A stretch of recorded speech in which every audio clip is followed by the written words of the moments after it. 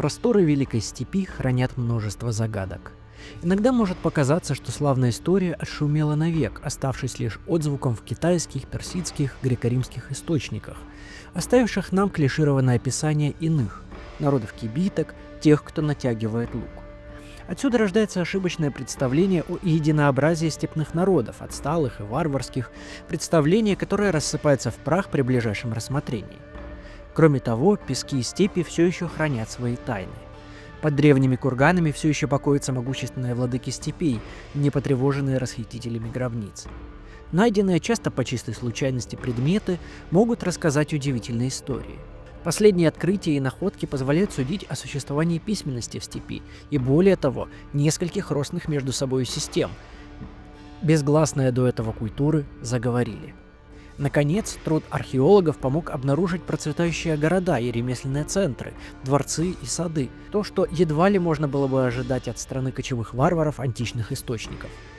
Во II веке до нашей эры большая часть разнообразных по языку, культуре и образу жизни народов Великой Степи была под властью империи Хунну. Но как выглядел этот мир?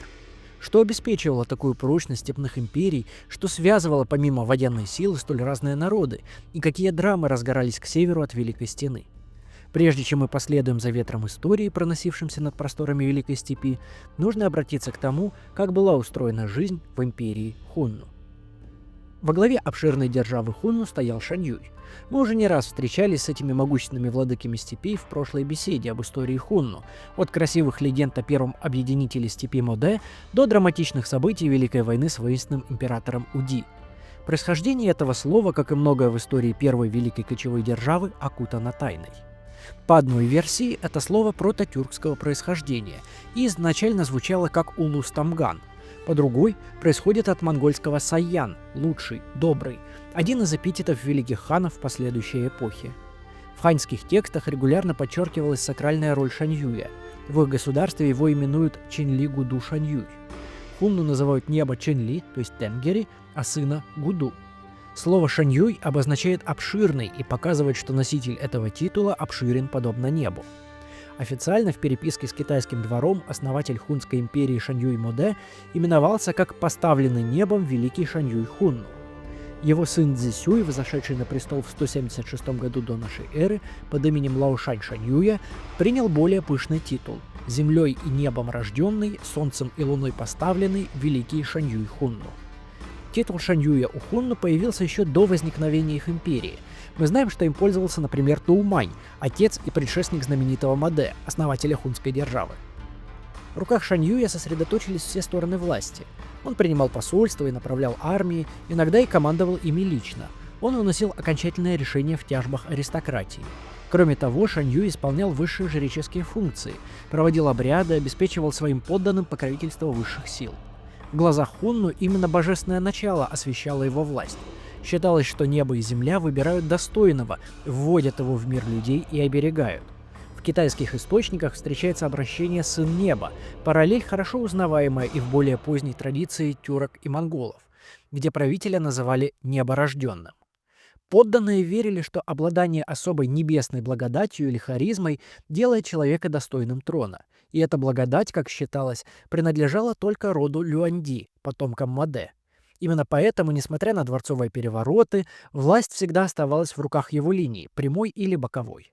Очень важным элементом было восшествие на престол. Китайские хроники, к сожалению, не сохранили описание хунской церемонии, но мы можем судить о ней по аналогиям с более поздними кочевыми империями. Так, у древних тюрок будущего кагана усаживали на войлок, 9 раз обносили вокруг по солнцу, каждый раз кланяясь. Затем его сажали на коня, стягивали шею шелковой тканью и после этого задавали сакральный вопрос: «Сколько лет ты сможешь быть ханом?», проверяя связь нового правителя с небом. Сначала шаманы выбирали благоприятный день, ведь без согласия духов и небесных сил правитель не мог занять трон. На самой церемонии присутствующие снимали шапки, развязывали пояса, тем самым показывая смирение перед будущим ханом. Когда кандидата приглашали занять место на престоле, он по обычаю отказывался, уступая старшим родственникам. Но именно это символическое сопротивление и подчеркивало его избранность. В итоге его силой усаживали на трон. После этого все участники церемонии приносили ему присягу. Хана поднимали на войлоке и требовали клятву небу – править справедливо. Затем следовало девятикратное поклонение самому правителю, а по завершении церемонии троекратное поклонение солнцу. Солнце и луна, как мы знаем, имели особое значение в культуре хунну. Историк Сыма Цянь писал: «Утром Шаньюй выходит из ставки и кланяется восходящему солнцу, а вечером — луне. Затевая войну, смотрит на звезды и луну. В полнолуние нападают, а в ущерб отступают». Таким образом, власть Шаньюя освещалась небом, солнцем и луной. Через шаманов он обеспечивал своему народу благосклонность духов, богатый приплод скота, плодородие женщин и удачу в походах. Китайские хроники сохранили любопытные детали. Например, ожидая наступления китайских войск, хунну велели шаманам зарывать на дорогах жертвенных овец и быков и молить духов о гибели врага. Даже направляя дары китайскому императору, лошадей и меха, Шаньюй приказывал шаманам просить духов не спаслать императору несчастья. Резиденции Шаньюя, будь то походная юрта посреди бескрайних степей или хорошо укрепленный дворец, наделялась особым сакральным статусом. Так, никто из послов или данников не мог явиться пред очи степного владыки, нося ленты, печати, либо какие-либо надписи на себе. Особенно это касалось ханьских послов. Кроме того, ритуально принимая власть Шаньюя и вверяя себя хунским духом-хранителям, необходимо было нанести тушью на лицо некие сакральные знаки, без которых к правителю никто не допускался. Вероятно, близкие слуги и телохранители Шаньюя носили особые татуировки. Но Шаньюй правил не один. У него был целый двор из жен, сыновей, дочерей и братьев, все они принадлежали к золотому роду Люанди. Особое место занимали его ближайшие родственники, так называемые 10 темников. Это были влиятельнейшие аристократы, каждый из которых имел под началом не менее 10 тысяч всадников. Они делились на 4 и 6 рогов, своеобразные ветви правящей элиты. Среди них выделялись Аши-ван или Туци-ван и Лули-ван. Любопытно, что Туци или Джуки по-хунски означает «мудрый», следовательно, дословно данный титул должен переводиться как «мудрый князь». Любопытно, что в таком значении для этого слова нельзя подобрать тюрко-монгольские параллели. Трифпалов, например, обратил внимание на сходство данного титула со староперсидским словом «туш» — «сила», «могущество» и высказал гипотезу о его юэджийских корнях. Хунну распределили свои владения между региональными элитами, каждый из которых имел свои наделы, в которых мог искать воду, траву и кочевать. Управление огромной степной державой было организовано по принципу крыльев или рогов. Левый и правый сянь-ваны командовали, соответственно, восточной и западной половиной империи. Левое восточное крыло простиралось на земли у Хинганских гор вплоть до севера Корейского полуострова. Владыки правого крыла правили на степных просторах от Ордоса до предгорий Тяньшаня. Впрочем, границы между крыльями были условными, что не раз станет камнем преткновения между владыками степей. Устойчивость системы кочевого государства была обусловлена двумя моделями обмена ресурсами.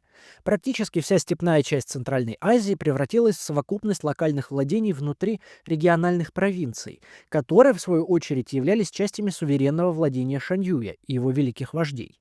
Излишки богатства, накапливавшиеся на местах, направлялись наверх через эффективную систему скотоводческих институтов, в то время как излишки богатства, приобретенные посредством дани, добычи от набегов или торговли, распределялись вниз по той же сети.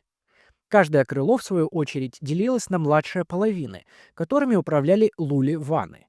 В целом получалась четырехчастная структура, отражавшая, по всей видимости, космическую модель мира: 4 стороны света, 4 ветви народа, 4 опоры власти. Эти крылья были чем-то вроде государств в государстве. Их правители действовали как наместники Шаньюя в регионах, но одновременно обладали собственными армиями. Левые и правые сяньваны особенно выделялись. Они могли принимать решения даже по вопросам войны и мира, если ситуация, например, требовала немедленных действий. И не случайно именно должность левого сяньвана обычно становилась ступенью к престолу. Это была своего рода школа правления. При Мадее и его преемниках этот титул переходил к старшему сыну от главной жены, будущему наследнику. Ниже в иерархии располагались 6 рогов: великие военачальники, дадзян, великие дувей и великие данху, левый и правый для каждого титула. В отличие от князей, сянь и лули-ванов, они считались слабыми темниками. У каждого из них было лишь несколько тысяч воинов, но зато эти должности почти всегда занимали близкие родственники Шаньюя. Им доверяли дипломатические миссии, они сопровождали посольства, участвовали в переговорах. Еще ниже находились представители так называемой служилой аристократии, несколько семейств хунну, названных в ханьских текстах как ван, то есть князь, удельный правитель. Управляя различными по размеру областями, они обладали значительной частью автономности, и важной задачей для сянь и лули ванов было поддержание баланса между волей Шаньюя и интересами местной элиты, ахиллесова пята степной сверхдержавы. Невзирая на огромные просторы, собственно, хунну не были многочисленным народом. В ханьских источниках на сей счет содержится некоторая путаница. От описания бесчисленных орд, подчиненных железной воле Шаньюя, до сдержанных оценок, намекающих на то, что за стеной живет столько же людей, сколько в небольшом ханьском уезде. Современные оценки численности хунну разнятся, но в любом случае степи современной Монголии не могли прокормить больше 600-800 тысяч человек. Это очень много, но несравнимо с империей Хань. Большая часть хунских родов постепенно находилась в движении. Помимо ханьских источников, мы можем увидеть изображения запряженных валами кибиток на петроглифах в Монголии. При этом постоянная мобильность обеспечивала невероятную прочность сообществ. С одной стороны, как мы видели не раз, целые племена могли уходить от непосредственной угрозы в бескрайнюю степь. С другой стороны, каждое племя и род нуждались в предметах, которые невозможно произвести в дороге: оружии, орудиях труда, шелковой одежде, пшенице и рисе, гончарной керамике и так далее. Поэтому пути кочевий сходились в центрах торга, где встречались и выходцы из далеких сибирских лесов, и торговцы из Согда. Ханьские товары соседствовали с шедеврами степных мастеров, произведенных в крупных ремесленных центрах. По мере того, как режим хунну расширял запасы скота за счет дани, налогов и набегов, он также диверсифицировал свою экономическую базу, стимулируя развитие сельского хозяйства. Некоторое количество зерна поступало из земледельческих районов за пределами степи в виде дани от ханьцев, а также, возможно, из таких регионов, как Минусинская котловина и Тарим. Но постепенно на берегах Селенги, Керулена, Туула, Архона появляются земледельческие поселения. Там же в постоянных деревнях изготовлялись орудия труда, оружие и украшения. И что важно, группы поселений постепенно становились важными политическими центрами.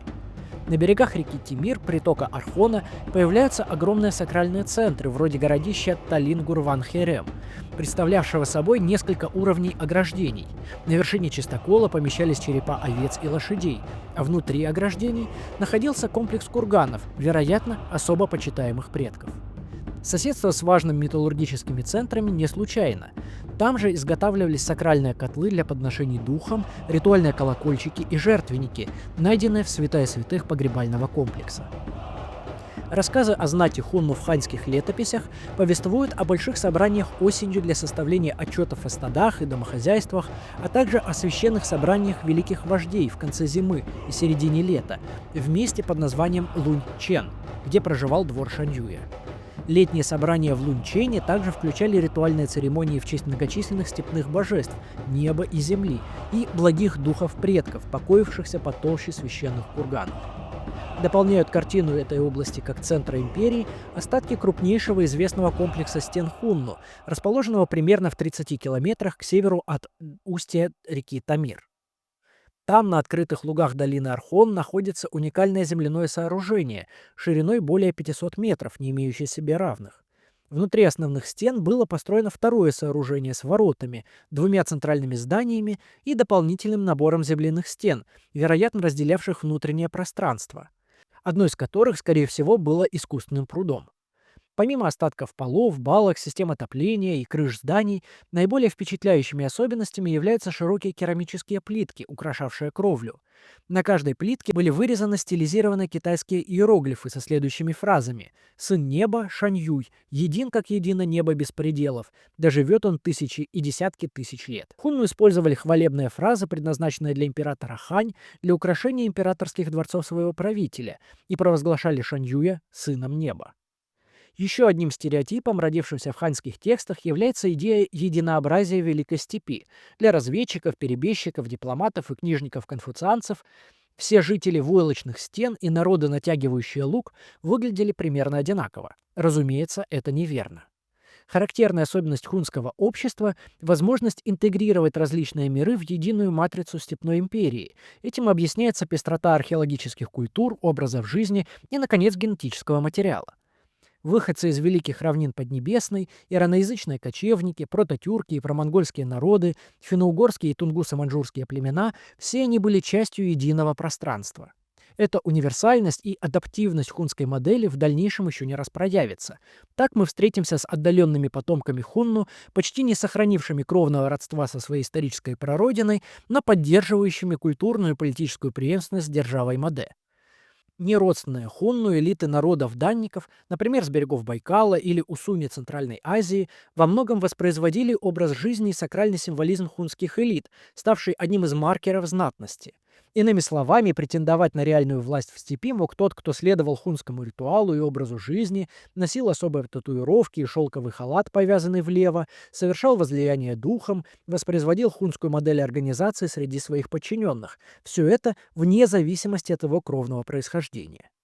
В ханьских источниках содержатся намеки на особую форму лояльности власти Шаньюя среди простого населения. Поступающие так бросали вызов власти императора Поднебесной. Из подобных примет можно вспомнить ношение косы, покрытие головы особой тканевой повязкой и завязывание халата слева. Косы были очень символичны среди хунну, настолько, что люди отрезали свои длинные сплетенные волосы и подносили их в дар в погребении знати.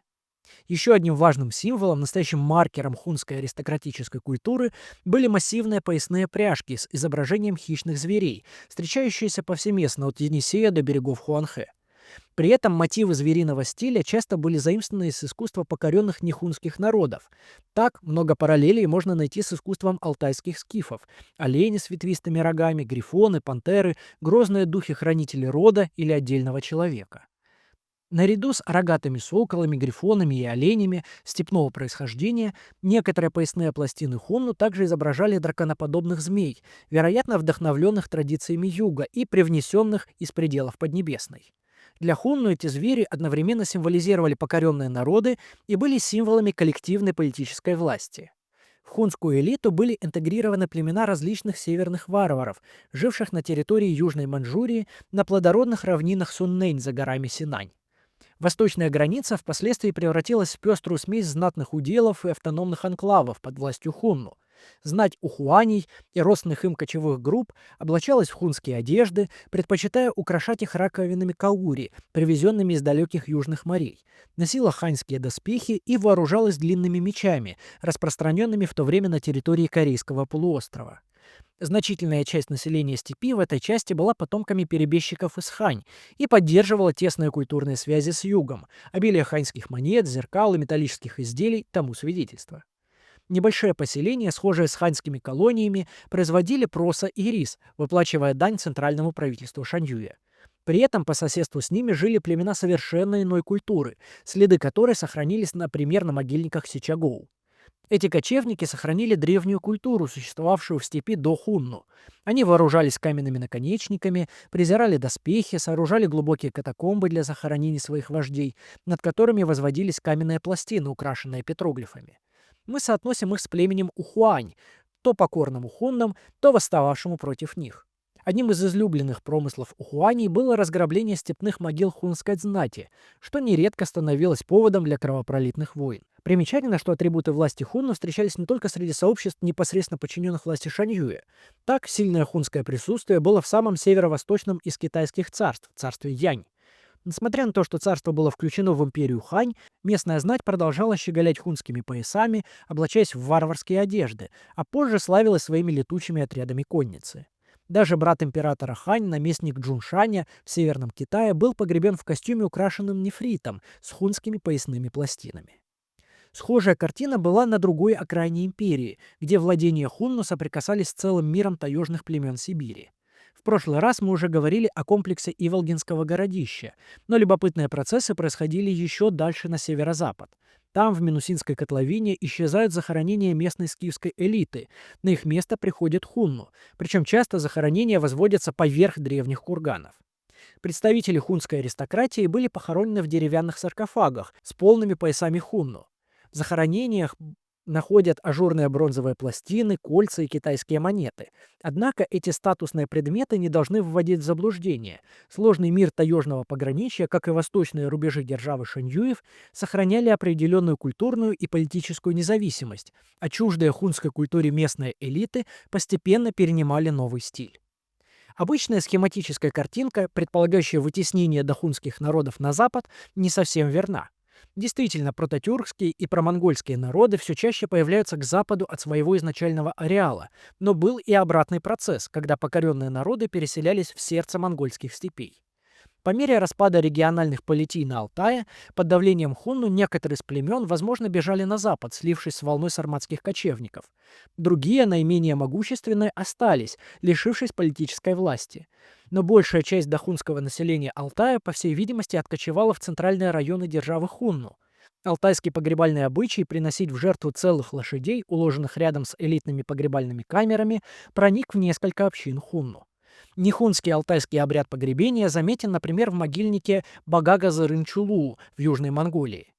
Элита в могильнике Салхитын-Аме на севере Монголии иллюстрирует значительный приток населения с периферии.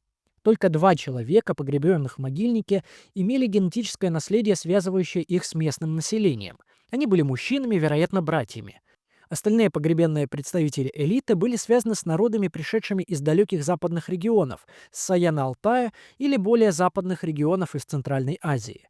Самая почитаемая женщина в Салхитин-Аме носила полный пояс, соответствующий статусу хунну, отделанный рядами ракушек каури и украшенный бронзовыми дисками и поясными пластинами с пантерами и змеями. У нее также было несколько экзотических предметов, включая бирюзовые бусины и фрагмент китайского зеркала. При этом форма могилы была характерна для Ордоса, южного рубежа империи Хунну, а жертвоприношения лошадей и предметы подношения ее заупокойного культа следовали позднескифским образцам Алтайского региона. Погребенные рядом с ней члены общины происходят из степей Центрального Казахстана, современного Кыргызстана, из Ордоса, Тарима, из берегов Байкала. Ниже аристократии хунну находились вожди многочисленных племен, правивших совершенно различными между собой народами, разнившимися по языку, культуре и образу жизни. Тогда как завуалированная под подарки дань Шаньюю и правящей династии лишь укрепляла сложную иерархическую структуру государства хунну, смена политики хань по отношению к локальным элитам нанесла роковой удар мощи степной державы, казавшейся несокрушимой. То, чего не смогли добиться десятки тысяч ханьских солдат, Поднебесной удалось реализовать посредством хитрой стратегии, названной «системой 5 приманок». Интересно, что до правления императора Уди большая часть Дании из Хань попадала в руки правящей династии, которая перераспределяла ресурсы между своими подданными. Идея того, что все степное общество обогатилось за счет этой дани, след ханьского нарратива. Реальность же выглядела иным образом. Вина, риса, шелка, произведения искусства, всего того, что ханьские источники именуют подарками, а сами хунну полагали данью, было достаточно для обогащения небольшой группы правящей династии и самых значимых родов хунну. До вождей племен и глав кланов эти подарки практически не доходили, что уж говорить о рядовых кочевниках. Однако Уди изменил эту политику, принявшись задаривать представителей местных элит, которые все меньше стали зависеть от милости Шаньюя, превратившись в самостоятельных игроков. Военное поражение от Хань нанесли ущерб авторитету сакральной власти Шаньюя, а система 5 приманок подорвала его экономическое господство. Об этом говорится в истории Хань. Ханьские послы к местным ванам должны были использовать раздор Шаньюя с его народом, чтобы заставить хунну перессориться, как будто разжигая гниль. И если для великих правителей степи ханьский образ жизни оставался чуждым, то для жителей хунской периферии он становился настоящей альтернативой. Дай им великолепно украшенные колесницы и лошадей, чтобы усладить их взоры. Дай им роскошную еду и изысканные деликатесы, чтобы усладить их уста. Дай им музыку и женщин, чтобы усладить их слух. Дай им высокие чертоги и огромные дома, сокровищницы и склады, слуг и рабов, чтобы усладить их. Ведь это 5 приманок. Первая приманка – дары атрибутов, связанных с демонстрацией власти во время объездов обширных владений степной аристократии. Семьям вождей, а не правящей династии, дарились изысканные вышитые одежды, и вот уже местные владыки являли себя своим подданным в том же образе, в каком представали перед ними Шаньюи.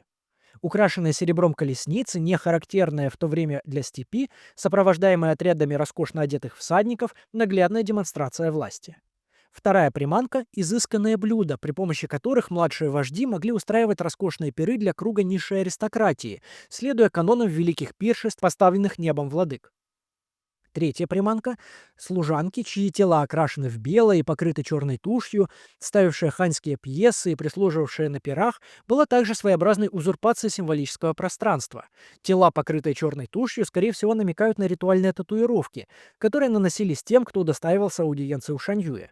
Наконец, четвертая приманка, наименее характерная для степного общества — строительство резиденций, наглядная демонстрация силы локальных элит, место ритуальных собраний и пиршеств. На территории нескольких памятников, на территории современной Монголии, например, в Заан-Хушу, появились небольшие жилые комплексы, огражденные стенами. Принцип новой стратегии Хань заключался в предоставлении локальным элитам средств для провозглашения равной власти с шаньюями, разрушая иерархическую структуру степного общества. Она подрывала вертикальную систему перераспределения богатств, и в новых реалиях сам Шаньюй становился исключительно символической фигурой. Естественно, подобный расклад не удовлетворял высшие прослойки хунской аристократии, и со времен хунно-ханьской войны образовался раскол между местными элитами, чаще всего не хунского происхождения, и теми, кого Лев Гумилев называл «старохунской партией», сплоченной вокруг личности великого Шаньюя. Поражение в войнах с Хань и кризис престола наследия в хунской династии могли нанести урон авторитету потомкам Маде, но не подорвать сами основы существования государства, тогда как рост амбиций локальной аристократии при поддержке Поднебесной создал поистине угрожающую ситуацию. Точка отсчета — 68 год до нашей эры, когда умер Хуэнди Шаньюй. Его сменил Сюйлюй Цюаньцюй, восточный или левый Туциван. Вместе с титулом он унаследовал от предшественника супругу Джуанцюй, дочь одного из наиболее значимых восточных аристократов. Вопреки устоявшимся правилам, он изгнал ее, сделав старшей женой дочь западного предводителя, находившегося ниже на сословной лестнице хунского сообщества. Это было страшное оскорбление. Желая раздобыть богатые трофеи и задобрить хунскую знать подарками, оскорбленный Туциван Цюаньцюй решил самовольно пойти в набег на Хань, ослушавшись воли Шаньюя. Казалось, что момент выбран удачно. Империя Хань вывела значительную часть своих гарнизонов из пограничных земель. Однако, как только армии восточного Туцивана приблизились к границам Поднебесной, несколько хунских перебежчиков достигли ханьских застав и предупредили о набеге.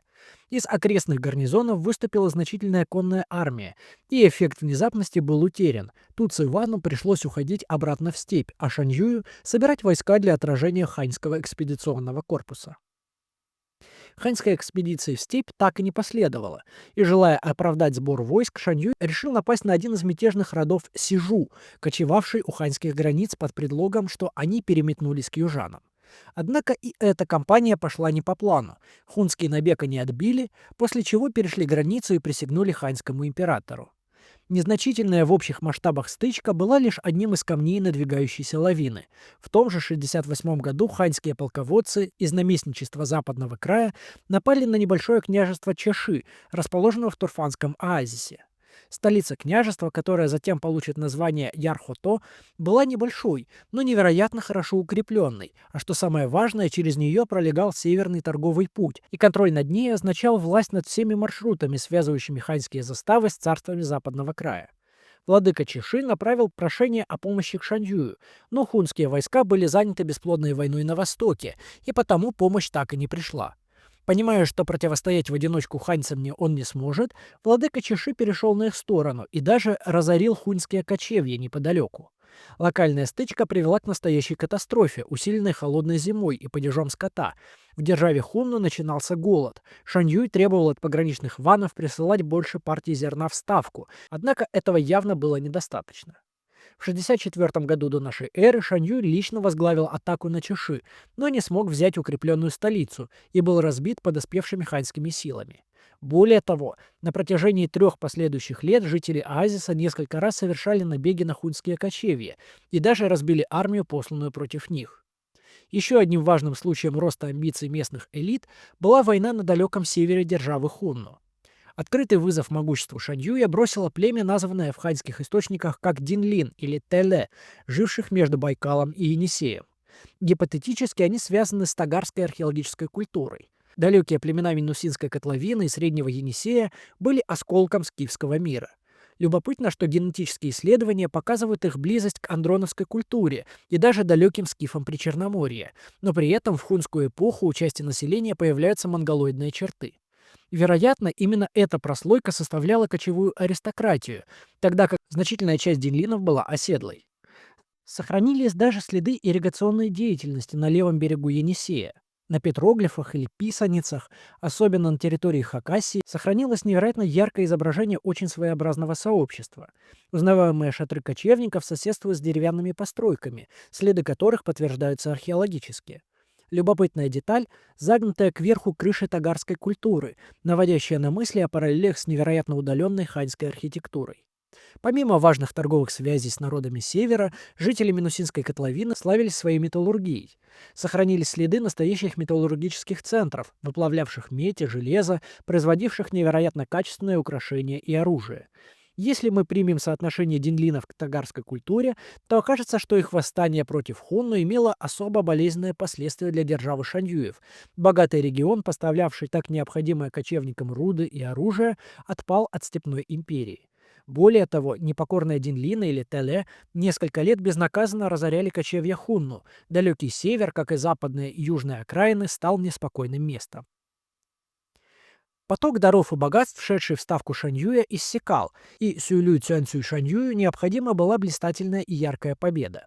В 63 году до нашей эры Шаньюй повел свои войска против Хань, однако история повторилась. Хунский перебежчик предупредил гарнизоны, и поход окончился ничем. Видимо, во время этого похода Шаньюй тяжело заболел, у него из горла стала идти кровь. Он вернулся в ставку, где в это время уже зрел заговор. Отвергнутая бывшая старшая жена Чуанцюй обратилась к некому Туцитану, западному Туцивану, потомку правящего хунского дома. Когда Шаньюй неожиданно умер, Чуанцюй вместе со своим братом внезапно провозгласила на собрании аристократов Туцитана новым владыкой, взявшего тронное имя Ваян Цюйди. Став Шаньюем, Ваян Цюйди учинил настоящую кровавую волну расправ над всеми сторонниками своего предшественника, казнив большую часть приближенных, цвет степной аристократии. Те из представителей высшей знати хунну, кому посчастливилось находиться вдалеке от ставки, поняли, что ничто не в состоянии оградить их от своеволия Шаньюя.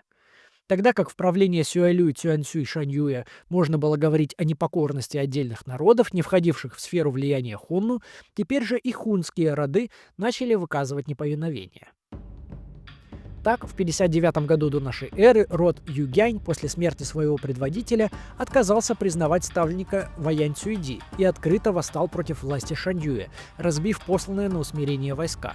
Через год на хунские кочевья напало племя Ухуани или Ахаров, жившее далеко на востоке. Хунский ван, отвечавший за восточные рубежи, попал в немилость к Ваян Цюйди за то, что допустил набег гораздо более слабого племени и оставил его безнаказанным.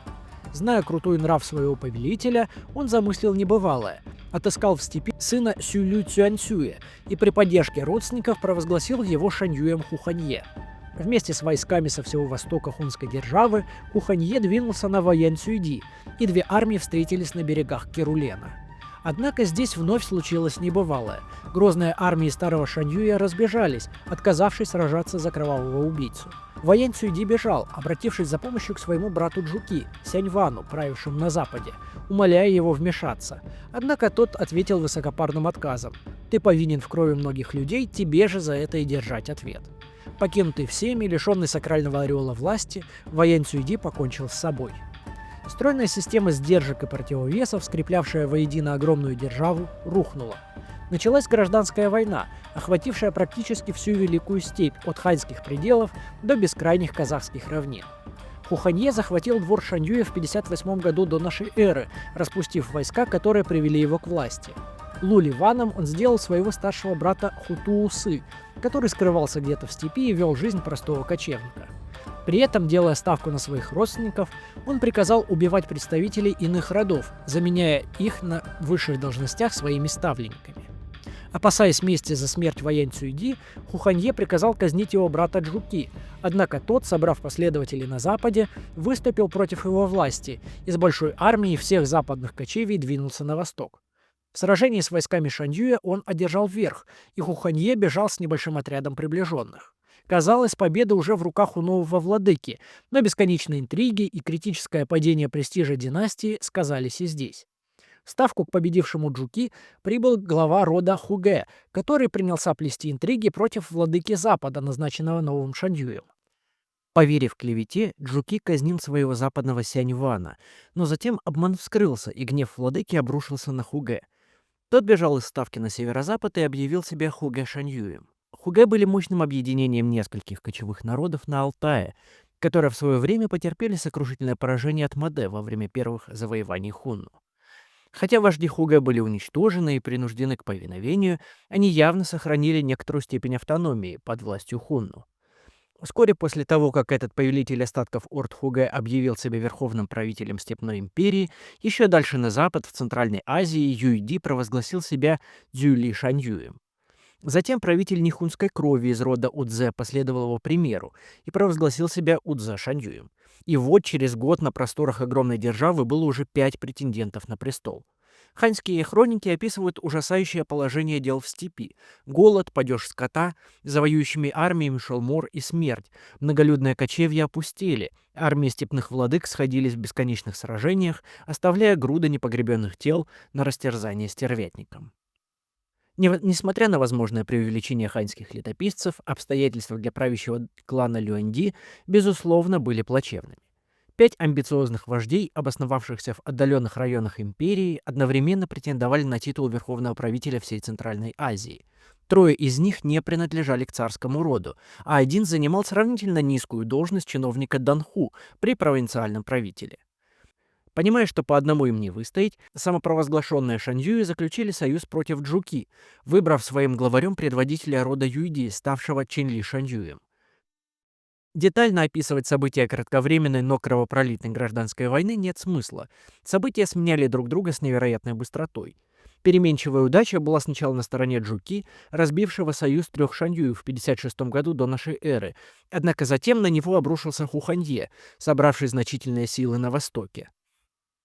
В следующем году в решительном сражении Джуки был убит. Часть его сторонников бежала в Хань, а Чинли, сопровождавший разбитого Шаньюя, сдался на милость победителю. Провозгласившего было независимость владыку Удзи, кочевавшего близ берегов Байкала, Хуханье приказал изловить и казнил. Показательно, однако, что среди тех, кто покинул степи Монголии и Восточного Казахстана и бежал в Хань, были не только противники Хуханье, но и некоторые из его полководцев. Уставшие от кровопролитной войны, они целыми родами переселялись на земли извечного врага. Впрочем, даже устранив всех претендентов на престол, Хуханье Шаньюй не восстановил свою власть над хунской державой. Слишком сильны были противоречия различных аристократических партий. Дальний родственник Хуханье, правитель области Сюсюнь, напал на ставленников Хуханье с небольшим отрядом и, о чудо, сумел захватить скот, убить царского ставленника и подчинить своей власть множество знатнейших родов на западе, принявших его власть. Внезапно обретя силу, сопоставимую силой Хуханье, он отправился на запад, чтобы провозгласить себя Жуньчжэнь Шаньюем. В следующем году старший брат Хутуусы, которого Хуханье назначил левым Луливаном, также предъявил претензии на престол, назвав себя Джиджи Шаньюем. Одновременное противостояние не утихало. В 54 году до нашей эры Жуньчжэнь Шаньюй напал на силы Хутуусы и потерпел поражение, а его сторонники переметнулись к Джиджи Шаньюю. Собрав под своими знаменами почти все силы Запада и центра хунской державы, Джиджи Шаньюй пошел на брата и изгнал его из ставки. Так победитель и триумфатор Хуханье вновь вынужден был обратиться в бегство. Находясь в бедственном положении, повелевая изможденным и редеющим войском, Хуханье принял роковое решение – обратиться за помощью к Хань. Выбор был сложным, однако на собрании аристократов хуну пришли к горькому осознанию, что ныне могущество Шаньюя уже не то, что прежде, и Хуханье нужно решиться на союз с Хань или сгинуть. Хуханье двинулся к ханьским рубежам, послав ко двору императора Сюанди своего сына Джоулу Цзюйтана. Затем он, немыслимое дело для его гордых предков, попросил аудиенции у ханьского императора. В сопровождении дворцового начальника колесниц Шаньюй прибыл в загородный дворец Сына Неба и там принес клятву верности ханьскому императору.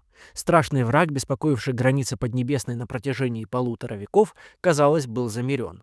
Сюанди одарил нового вассала, подарив ему богатые одежды, золотую печать как символ высокого статуса в ханьской иерархии, оружие, шелк, колесницу, лошадей и 200 тысяч монет. Хуньский Шаньюй на пирах восседал выше всех ханьских вельмож. Заключение договора праздновалось как настоящий военный триумф, праздничными шествиями, военными парадами. На провозглашение договора о подчинении хуннов императору были приглашены иностранные послы и знать со всей империи Хань. После месяца пребывания при дворе императора, роскошных пиршеств и празднований, Хуханье отбыл к северным рубежам империи, поклявшись охранять их силой своего оружия.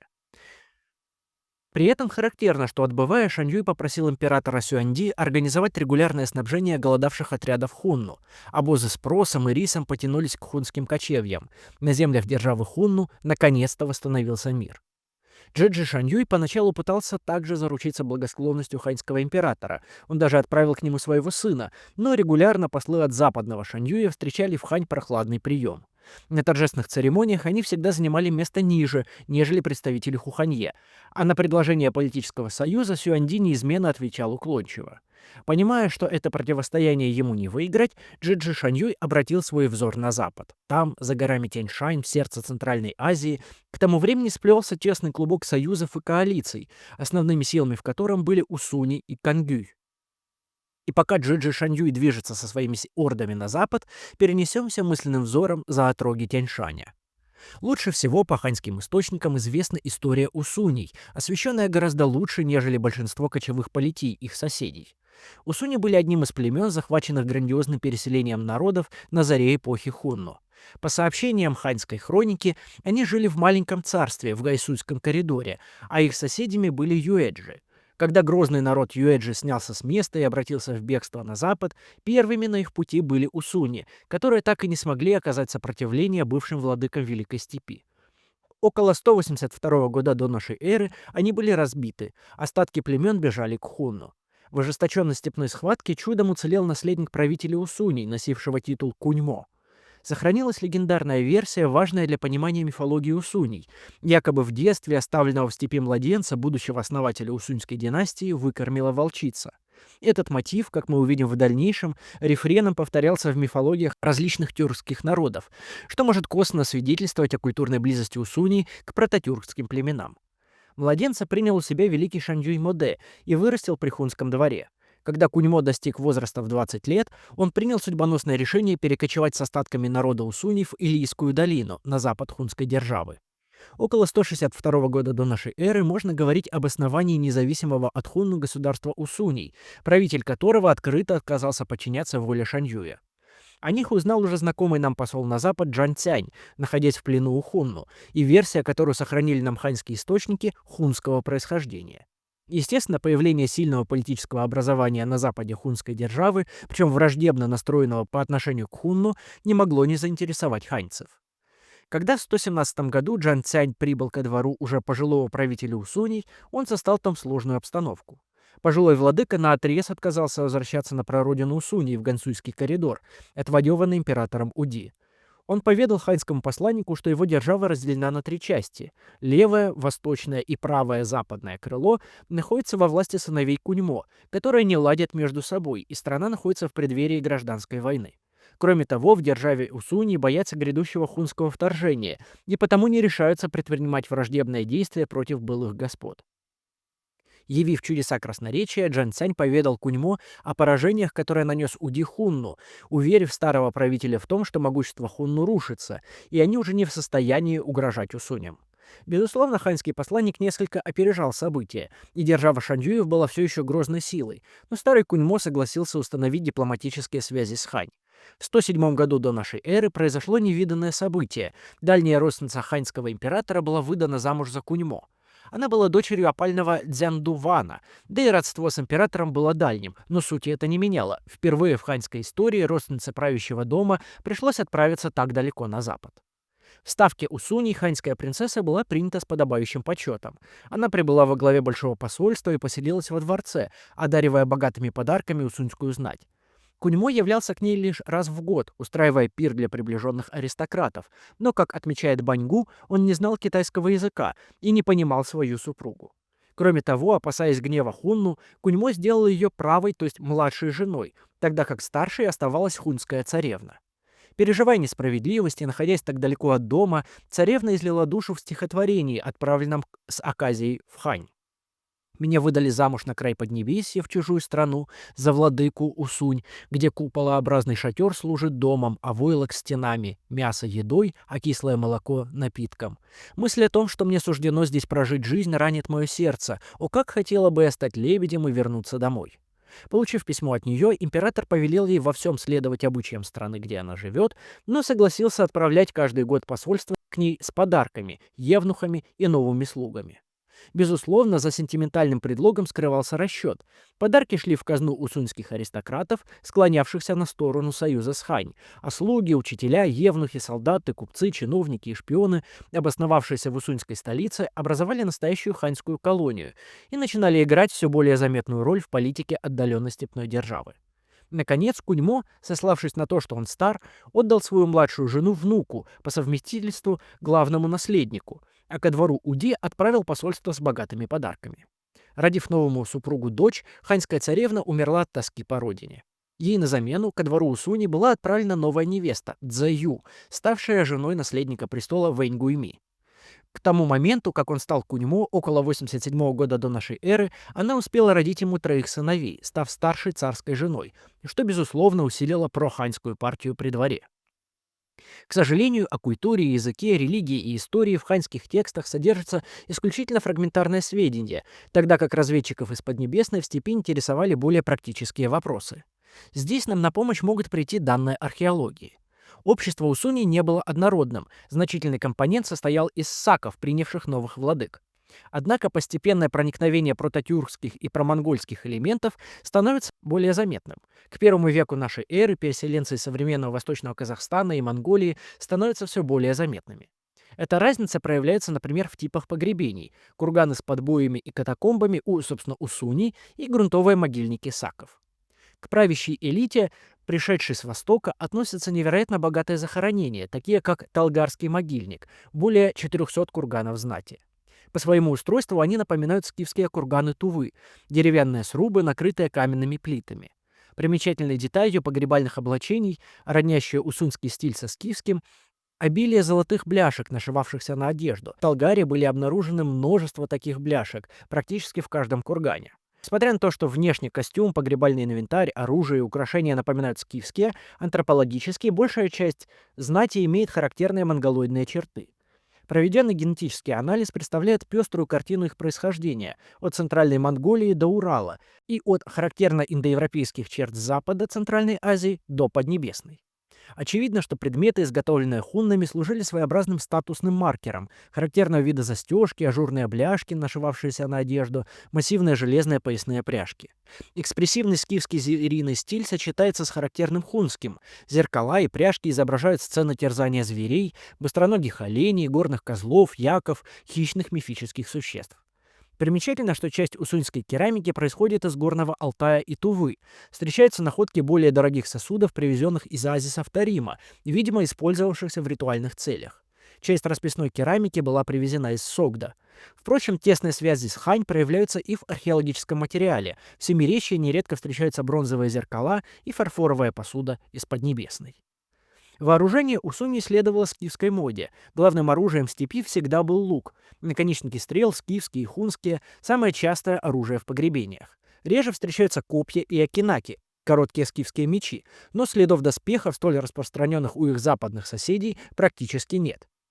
Мчащихся всадников с развивающимися плащами, облаченных в скифское платье и своеобразные головные уборы, мы можем увидеть, например, на золотых бляшках из кургана Тенлик.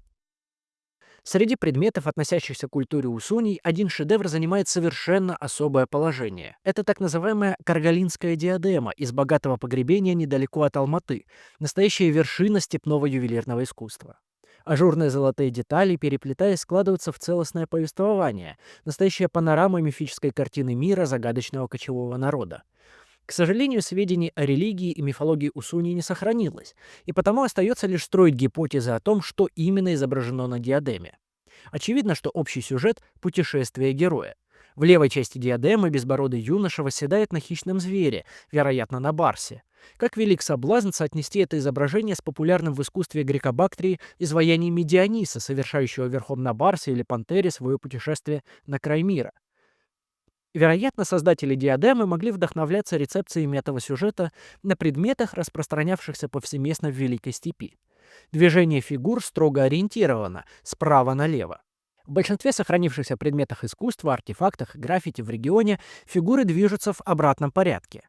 Используя аналогии сибирских шаманских традиций, можно предположить, что движение в обратном порядке — это путешествие в ином, изнаночном мире, куда отправлялись в своих трансах шаманы. Путь в иной мир, путешествие в обратном направлении — одна из форм шаманской инициации. В следующей сцене мы видим Марала и Олениху, следующими за героем, а тот обращается к ним. В скифском искусстве Южной Сибири и Центральной Азии эти животные часто связаны с тотемами племен и служат спутниками или духами-оберегами. В скифском искусстве Тывы олень – один из шаманских символов, вероятно, из-за ассоциации ветвистых рогов с ветвями мирового древа. В качестве других духов, сопровождающих героя на диадеме, мы можем встретить медведя, крылатого барса, горного козла и дракона, существ-стражей иного мира. Во многих сценах рядом с ними появляется птица-помощник – утка. В целом ряде шаманских традиций образ птицы принимала душа шамана, странствующего между мирами. На диадеме она указывает путь герою, объединяя разные эпизоды в единую историю. Герой движется между символическими препятствиями. Мы видим, как он скачет верхом на горном козле, символически покоряя горные вершины, и там, в небесных чертогах, он встречает крылатого коня, стража этого уровня мироздания. Далее возникает огненная преграда, показанная в виде каплевидной формы с красным камнем внутри. Она отсылает к хорошо известным в фольклоре испытаниям – огненной реке, горе или морю, которое можно преодолеть лишь с помощью чудесного союзника. Самое драматичное испытание связано с драконом. Герой изображен верхом на нем, а сам дракон парит над землей, напоминая образы из древнекитайского искусства. Это кульминация, столкновение с самым грозным стражем на пути к заветной цели. Финальная сцена – иллюстрация победы. Герой восседает на горном баране, в руке героя ветвь, символ добытого дара. По всей видимости, это и есть цель путешествия – чудесное растение или часть мирового древа, связанного с идеей бессмертия и исцеления. Таким образом, композиция диадемы отражает мифологическое путешествие в потусторонний мир. Герой преодолевает врагов и стихии, получает помощь от животных-проводников, добывает волшебный дар и возвращается обратно. Центральным образом, вероятно, было мировое древо, источник жизненной силы, поставленный в композиции в самую середину. К сожалению, этот фрагмент диадемы был утрачен еще в древности. Вероятно, эта диадема играла роль ритуального атрибута и использовалась в шаманском ритуале и служила своеобразным путеводителем по иным мирам, подобно схожим изображениям, например, на шаманских атрибутах сибирских народов. Но что мы знаем о народе, подарившем миру этот шедевр? Да обидного мало. Так мы знаем, что в первом веке до нашей эры под властью Куньмо находилось порядка 600 тысяч человек и почти 190 тысяч войска. Большая часть населения, здесь, видимо, речь идет о правящей верхушке, занимается скотоводчеством и кочует, не зная земледелия, а обычаями они схожи с хунну. В духе конфуцианского морализаторства Ху Ханьшу заявляет, что усуни – народ жестокий, вероломный, алчный, в большинстве своем склонный к грабежам. Столица Усуни, названная в ханьских текстах городом Чигу, располагалась в Илийской долине, по разным версиям на территории юга современного Казахстана или севера Кыргызстана.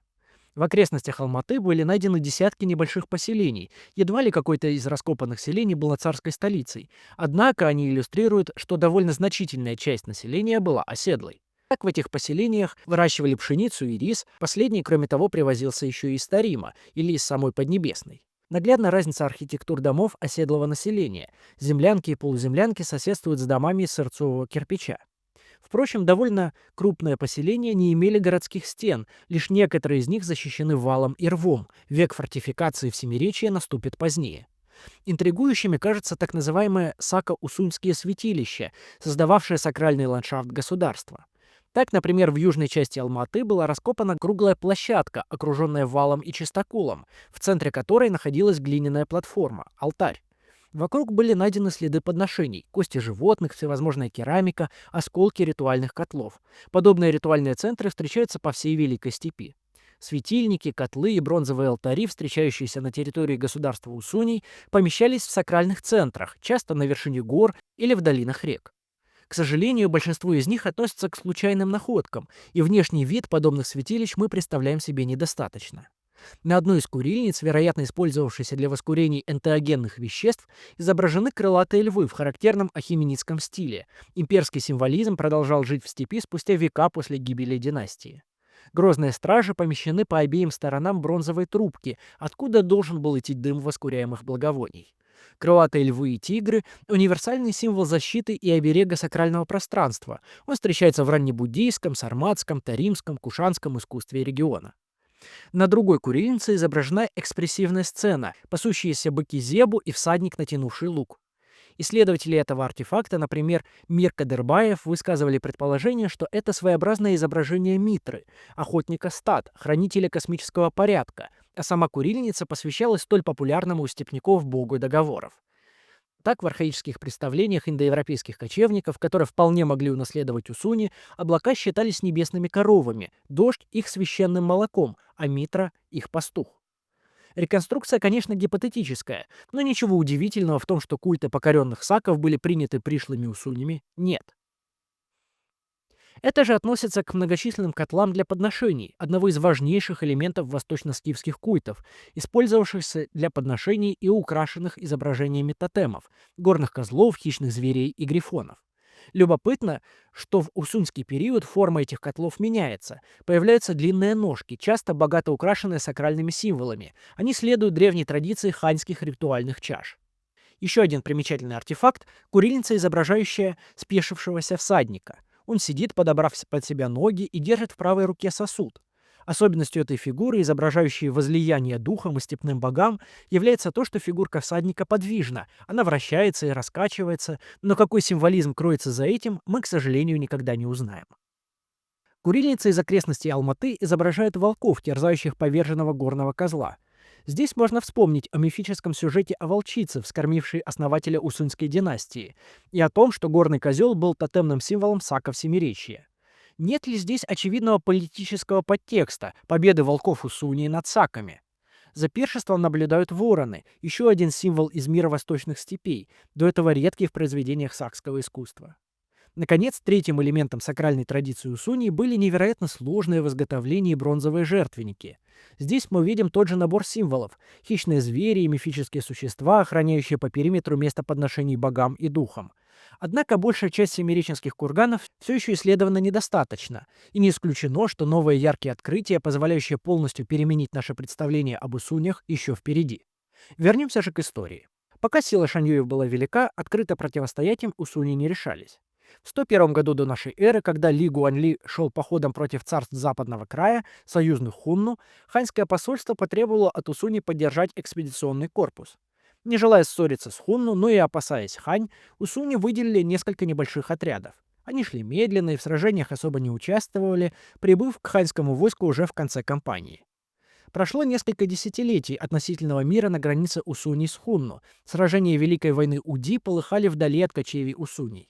Все изменилось через 30 лет, когда во время войн за Чиши в 74 году до нашей эры хунны устроили серию набегов на кочевье Усуней, желая обезопасить свой западный фланг. Ханьская принцесса отправила несколько тревожных посланий ко двору императора, сообщая о том, что хунны угрожают ценнейшему союзнику империи на западе. Но поля сражений находились очень далеко от ханьских застав. Снарядить корпус в поддержку союзников император не мог или не хотел. Поняв, что никакой поддержки Усуни не получат, хунны потребовали выдать им ханьскую принцессу, угрожая рейдом 50-тысячного отряда вглубь владений Усуней. В этом требовании скрывалась военная хитрость — внести раскол между проханьской и прохунской партией при дворе Куньмо. Очевидно, хунны полагали, что несогласные аристократы Усуньи присоединятся к ним в этом походе, прием, который уже не раз успешно использовался ими в войнах за степную гегемонию. Впрочем, ультиматум возымел противоположный эффект. Куньмо Вэйгуньми сумел сплотить возле себя всю правящую верхушку, заручиться поддержкой городов Таримской впадины и собрал мощную армию. В 70-х годах до нашей эры Усунь из лавирующего соседа, сохраняющего подчеркнутый нейтралитет, превратилась в грозного противника хунну. Получив от ханьского посла уверение в поддержке со стороны Поднебесной, зимой 72 года до нашей эры Усуни принялись готовиться к войне, рассчитывая в союзе с ханьцами ударить на хунну с двух сторон. Начало кампании лета 71 года до нашей эры выглядело грозно. Около 150 тысяч ханьских солдат тремя группами выступили в степь, однако действовали нерешительно, ограничиваясь грабежом кочевий. Часть хунских кланов, кочевавших у границы, отступила в степь, а преследовать их ханьские полководцы не решались.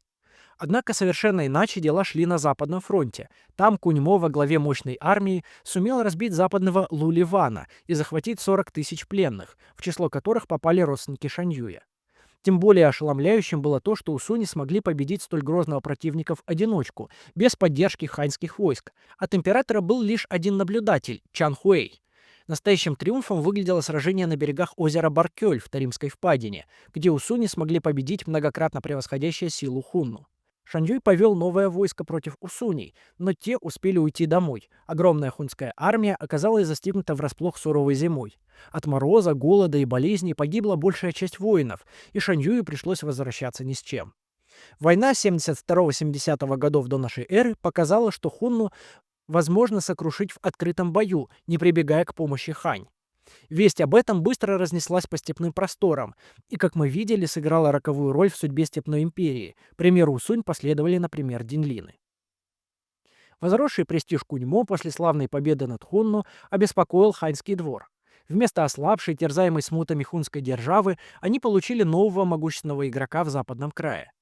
Тем более проблематичным полагалось то, что сердце кочевий Усуни в далекой Илийской долине было практически недосягаемым для экспедиционных корпусов. Поход в Фергану и война небесных лошадей показала, насколько трудными и дорогими могут быть подобные акции. Еще большей обеспокоенности в хане вызывало то, что оазисы Тарима, до этого находившиеся в хунской сфере влияния, постепенно стали принимать сторону Усунь. Так, после войны с Хунну царство Кучия, одно из сильнейших государств Тарима, заключило династический брак с Усунь. Другое могущественное царство, самоназвание которого звучало примерно как Сакка, населенное одноименными кочевниками, современный Яркент, после смерти своего царя обратилось к Хань с просьбой утвердить их правителем младшего сына усуньского Куньмо по имени Ваннянь, в то время находившегося в заложниках в Хань. Рассчитывая заполучить лояльного марионеточного правителя в ключевом царстве западного края, император отправил Ванняня с роскошной свитой в Яркент. Однако, как сообщает ханьская хроника, взойдя на царство, он стал чинить злодейство. Недовольные его политикой восстали местные аристократы. Сын прежнего вождя, Хутуджен, ворвался во дворец и убил ханьского ставленника, а вместе с ним и императорского посла, вступив в связи с некими царствами Запада. Однако к тому времени ханьцы поднаторели в придворных интригах в оазисах западного края. Незначительный офицер охраны посла Фэн Фэйши показал печать посла воинам из Яркенда, потребовав подчиниться воле сына неба. Те не решались противиться натиску дерзкого офицера и поддержали его. Дворец царя Яркенда был захвачен, Хутуджен покончил с собой, антиханьский мятеж был подавлен, а место царя занял ставленник Поднебесный. Узнав о своей воле Фэн Фэйши, император отозвал его к себе. В начавшемся судебном процессе стороны разделились. С одной стороны, император понимал, что благодаря усилиям офицера важный оазис остался во власти Хань. Часть чиновников разделяла это мнение и настаивала на том, что Фэн Фэйши достоин носить великий ранг Хоу. Сторона обвинения полагала, что офицер охраны взял на себя роль не по рангу, проявил своеволие и должен быть предан казни. В итоге суд постановил, Фэн Фэйши невиновен, но за самоуправство высокого титула ему не видать. Дипломатический кризис в оазисах Тарима поставил пожилого Куньмо Вэй Гунми в сложное положение. С одной стороны, он понимал, что открытое противостояние с Хунну без поддержки Хань, даже невзирая на его славные победы, невозможно. С другой стороны, среди правящей верхушки все чаще звучали недовольные голоса, и уж тем более союзные владыки городов-государств Тарима рассчитывали получить гарантии безопасности от усуней. Судьба Яркенда была более чем показательной.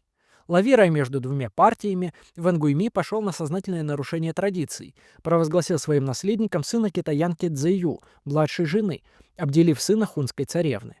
Однако в 60-м году до нашей эры он внезапно умер, и усуньская знать провозгласила новым Куньмо отвергнутого Ними, Хунна.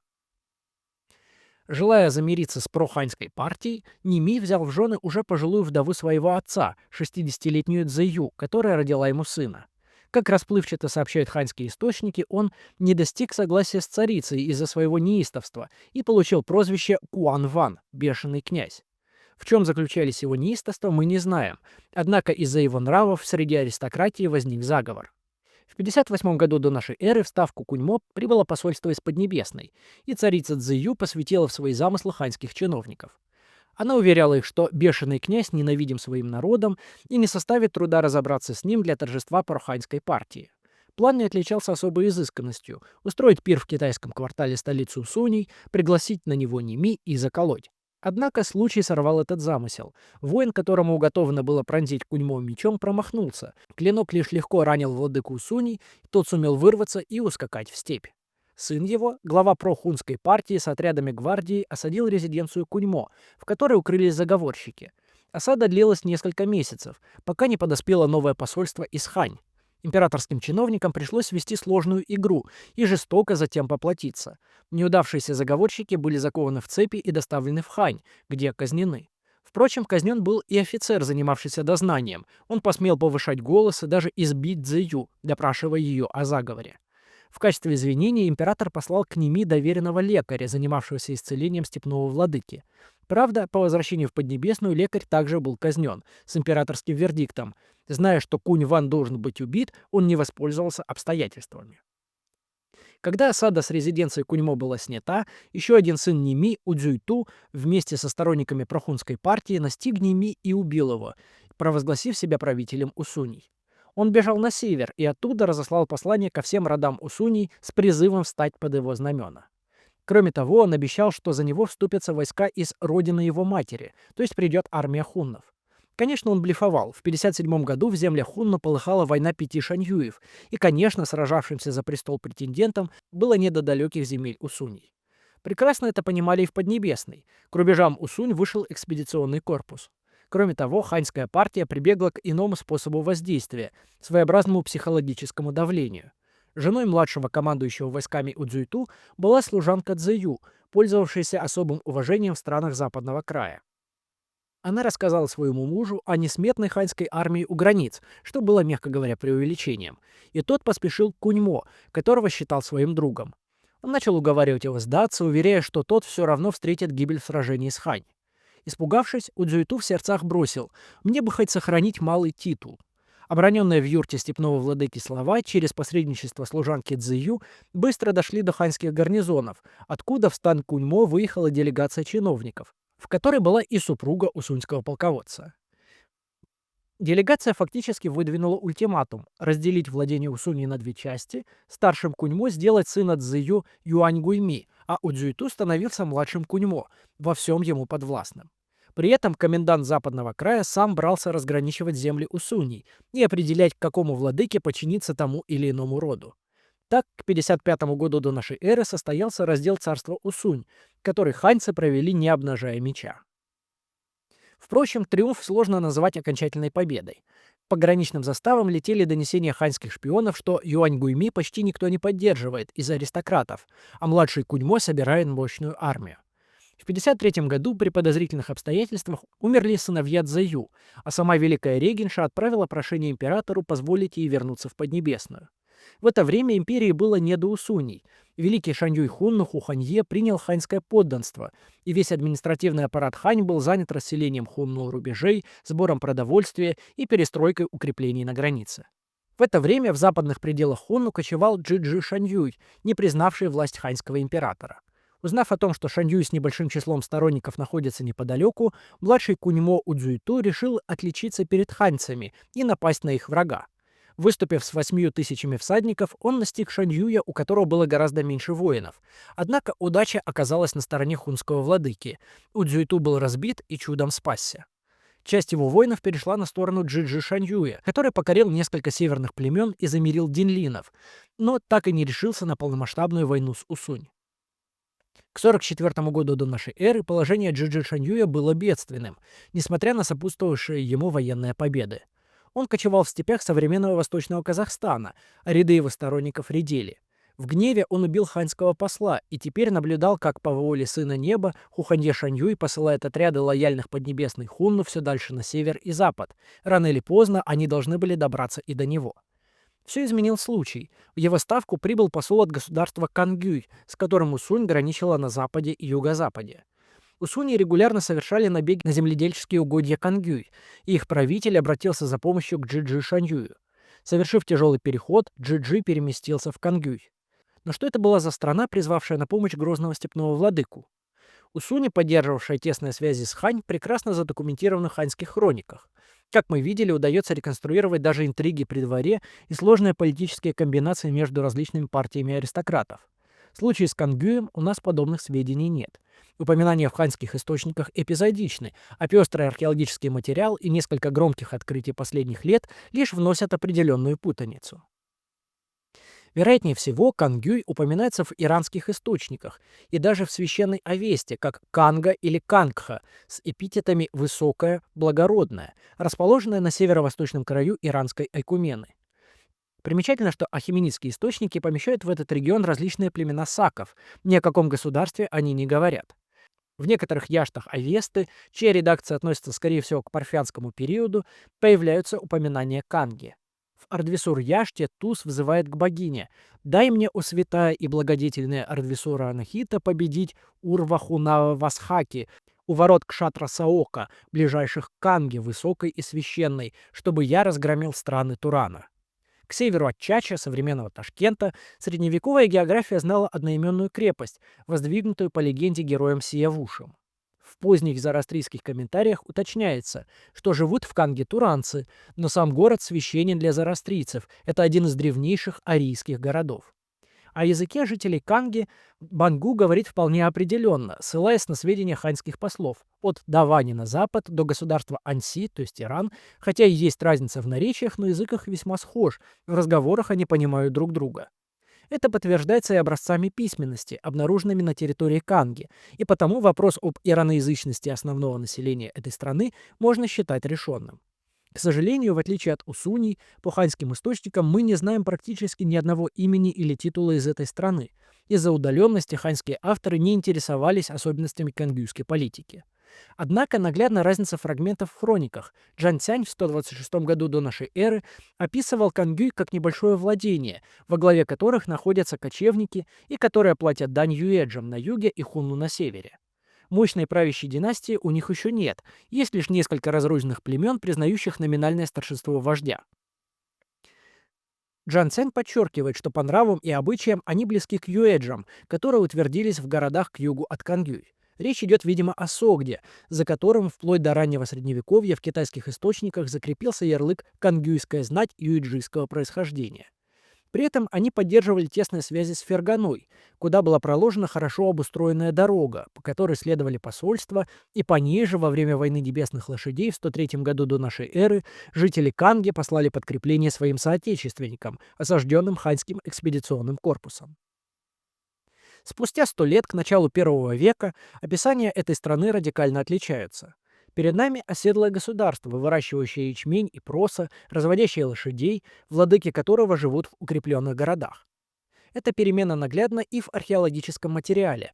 Появляются разветвленные сети каналов, например, в Атрарском оазисе, явно копирующие аналогичные системы ахеменидского и эллинистического периодов в Бактрии. Косвенным влиянием эллинистической Бактрии можно считать появление виноградников и виноделия, особенно в горах Каратау и Чача. Как и Бактрия, Канга была разделена на 5 владений, к сожалению, пока не локализующихся. Можно утверждать с уверенностью, что в первом веке государство Канга или Кангюй занимало значительную часть северного Узбекистана без Ферганы, север Таджикистана, юг Казахстана, включая туркестанский и атрарский оазисы, и некоторую часть Кыргызстана, вероятно, современную Джалалабадскую, Таласскую и частично Чуйскую области. В пойме Сырдарьи, близ впадения реки Арысь, находилась зимняя столица, названная в ханьских текстах Лё-Юань, а в 7 днях пути в прохладных отрогах гор помещалась летняя резиденция владык Канги. Появляется множество прекрасно укрепленных поселений, резиденций местной знати, ярким примером которых можно считать городище Бакатобе в Таразском оазисе. В центре помещалось массивное здание цитадели, укрепленное 4 башнями. Нижний этаж служил складом, а верхний был жилой. Внутри был настоящий лабиринт коридоров, складских помещений, арсеналов, из которых вели лестницы на верхние этажи. Среди множества обломков простой керамики были найдены чаши, привезенные из Согда и Ферганы, керамические поставки для очага и винные сосуды. Подобные цитадели и резиденции встречаются в Согдиане, в Бактрии и на берегах Сырдарьи. Отдельная ветвь поселения относится к так называемому раннему периоду атрар-каратузской археологической культуры в Атрарском оазисе, несколько десятков хорошо укрепленных поселений. Изначально, подобно Бакатубе, это были укрепленные резиденции аристократов, довольно быстро разросшиеся до крупных поселений, защищенных крепостными стенами. На городище Кок-Мардан были обнаружены целые жилые кварталы, складские помещения и даже некое подобие гиппокауста — печь, соединенную сетью труб с жилым помещением, проводивших теплый воздух. Это устройство было жизненно необходимо, зима в Атраре сурова. Целая цепочка курганов, к сожалению, сильно разграбленных еще в древности, позволяет себе представить, как выглядела кангюйская знать первого века нашей эры. Именно в первом веке появляются богатые погребения аристократов, облаченных в прочные чешуйчатые доспехи, схожие с кушанскими или восточно-парфянскими образцами. Например, можно вспомнить погребение у села Козгаш Толебийского района Южно-Казахстанской области. Внутренняя камера погребения воспроизводила квадратное жилище с четырехскатной кровлей. В центре находилась лежанка, место упокоения безымянного аристократа, пользовавшегося определенной славой после смерти. На вершине кургана некоторое время жгли ритуальные костры. Погребенный воин был облачен в чешуйчатый доспех, вооружен длинным копьем, луком и мечом. На груди у него лежал щит из лозы, покрытый железными пластинами. Тело воина было завернуто в дорогой ханьский шелк, а затем в простую материю, а рядом покоилась конская упряжь. Как выглядели подобные аристократы, можно представить по несколько более поздним, 1-2 века нашей эры, знаменитым орлатским пластинам. По разным версиям они изображают сцену из эпоса или какое-то знаменательное историческое событие. Облаченные в длинные чешуйчатые доспехи и каркасные шлемы с султанами, держащие в руках штандарты с драконами, с отрубленными головами врагов, притороченными к седлу, таков был облик грозной степной конницы Кангюй. Повседневная одежда их тоже видна на орлатских пластинах. Она близка к индоскифскому, кушанскому или парфянскому стилю. Расшитые верхние рубахи, украшенные яркими узорами кафтаны и высокие сапоги. Особое внимание обращают на себя искусственно деформированные черепа, признак аристократизма, примета, встречавшаяся в это время в Бактрии и долго почитавшаяся важным патистарным символом в регионе. Именно в эту страну, изобилующую крепостями, сравнившуюся к тому моменту по многолюдности с Усунь, выставлявшую на войну тяжелых катафрактов, священную Кангу, прибыл Джиджи Шаньюй. Отряд его был незначительным, около 3000 человек, но и он смог внести перелом в противостояние с Усунь. Владыка Хунну был тепло принят при дворе царя Канги, союз был закреплен династическим браком. Дочь кангюйского владыки стала женой Чжиджи, а хунская царевна вышла замуж за местного властителя. Оправдал себя и военный союз. Предводительствуя отрядами из Кангюй, Чжиджи сумел нанести несколько ощутимых поражений Усуням и даже разграбить их столицу, а западные пределы Усуни опустели. Однако положение подчиненного князя в кангюйском уделе тяготило владыку степи. Однажды в его ставке вспыхнула ссора, и он в гневе убил кангюйскую царевну и вырезал несколько сот знатных и простолюдинов, выбросив их тела в реку. После этого, видимо, следуя примеру прочих местных аристократов, он согнал рабочих из окрестных селений и повелел возводить стены вокруг своей резиденции на берегах реки Талас. Он даже решился требовать дани от соседней Ферганы, и владыки горных крепостей не решились ему отказать. В его укрепленную резиденцию несколько раз прибывали послы из Хань, однако он оскорблял их и посмел непочтительно принимать указы императора, после чего писал в Поднебесную странное послание: «Живу трудно, хочу обратиться за советом к могущественной Хань и послать сына в свиту императора». Положение дел изменилось в 36 году до нашей эры, когда в западный край прибыл талантливый офицер, выходец из крестьянской семьи Чэнь Тан. Он воспользовался уже устоявшейся практикой честолюбивых полководцев в западном крае. Столица была далеко, бюрократическая машина в отдаленных заставах работала плохо, и потому он прибег к обману, подделал приказ императора, повелевавшего собрать войска из ополчения городов-государств Тарима. Желая заранее заслужить милость императора, Чинтань написал письмо на высочайшее имя, в котором сознавался в подделке указа, рапортовал, что сумел собрать 40-тысячное войско и выступает на Хунну. Отправив это письмо в тот же день, Чэнь Тан приказал своим войскам выступать. Экспедиционный корпус разделился на две части. Один отряд последовал из города Нан в оазисе Аксу и достиг пределов Усуни, разбив кангюйский отряд, разбойничавший в западных кочевьях Усуней. Второй отряд, пройдя через Фергану, обрушился, собственно, на кангюйские земли. Отряды соединились на берегах Таласа. Ханьские воины поймали одного из кангюйских аристократов, который поведал им, что народ страны ненавидит Шаньюя и мечтает от него избавиться. Неудивительно, учитывая акцию устрашения, проведенную Джиджи. Последующие события– плод многочисленных спекуляций, гипотез и фантастических версий. Экспедиционный корпус увидел пеших солдат Шаньюя, упражнявшихся обращению с оружием у стен его крепости и учившихся сражаться в согнутом строю, подобно рыбьей чешуе. Кем были эти воины, державшие столь необычный для степи строй? По фантастической версии Льва Гумилева, это были пленные воины Краса, каким-то образом попавшие в Кангюй. Страна не являлась вассалом Парфии, и едва ли римских пленных выпустили бы из пределов парфянской державы. По другой версии, не менее странной, это были гоплиты из Бактрии, к тому моменту уже давно находившиеся во власти Юэджи. Самым реалистичным представляется то, что сомкнутый строй щитов– закономерное построение пехоты, отражающий налет конных лучников. Поскольку в Кангюй определенное число воинов набиралось из земледельцев, такая тактика кажется вполне логичной. Вполне может быть, что в городах к югу от Сырдарьи сохранилась какая-то память об эллинистическом строе, и эти упражнения воспроизводили обучение пехоты времен Греко-Бактрии, но видеть в войнах джиджи греков или римлян– явное преувеличение. Осада укрепления длилась несколько дней. Первый штурм удалось отбить. Джиджи думал было сбежать, но рассудил, что в Канге ему едва ли стоит рассчитывать на теплый прием. Он поднялся на стены своего укрепления и сражался. Даже его наложницы пускали стрелы в осаждающих. Однако силы были неравны. Шаньюй был ранен арбалетным болтом в лицо, его унесли со стены в шатер, где он и умер. После очередного отчаянного штурма ханьцы прорвались за стены, перебив 1500 человек, еще 1000 с лишним уведя в плен. Так погиб правитель западных хунну, и так на короткое время некогда великая кочевая держава вновь стала управляться одним Шаньюем. Правитель Канги, узнав об осаде Джиджи, послал ему было на помощь несколько конных отрядов, но те не спешили вступать в бой, видимо, разведывая, чем обернется сражение. Они разграбили ханский обоз и ушли. Победа, безусловно, повысила авторитет Хань в западном крае и при этом избавила Усунь от опасного врага на границах. После этого из Канги отправились послы в Хань с формальным выражением покорности. Царский наследник был зачислен в свиту императора. Впрочем, кангюйский правитель не скрывал своих истинных целей. Ему важно было получить шелк из Хань и наладить торговый путь с Поднебесной. Ни о какой покорности императору не могло идти и речи. Ханьские послы жаловались в своих донесениях, что они терпят постоянное притеснение от кангюйского царя. Их размещают на пирах ниже, чем послов, например, от Усуни или Хунну. Как жаловался один чиновник в донесении, сначала едят и пьют с Усунями, а потом предлагают что-то ханьцам. Местная знать не испытывает никакого почтения к императорским печатям и указам, а царь отказывается преклонять колени перед императором, о чем в донесении сказано. Из-за этого Хуханье Хунну чувствует себя униженным, надо наказать Кангюй. Однако ни сил, ни желания вмешиваться в дела столь отдаленного царства у Хань не было. К сожалению, дальнейшая история Кангюй отрывочна. В Поднебесной все меньше обращали внимание на Дальний Запад. Однако, несомненно, в первом веке нашей эры Канг невероятно усилилась. В качестве ее новых вассалов упоминаются 3 владения: Яньцай, получившая на рубеже 2-3 веков название Алань-Лао, Янь и Суи.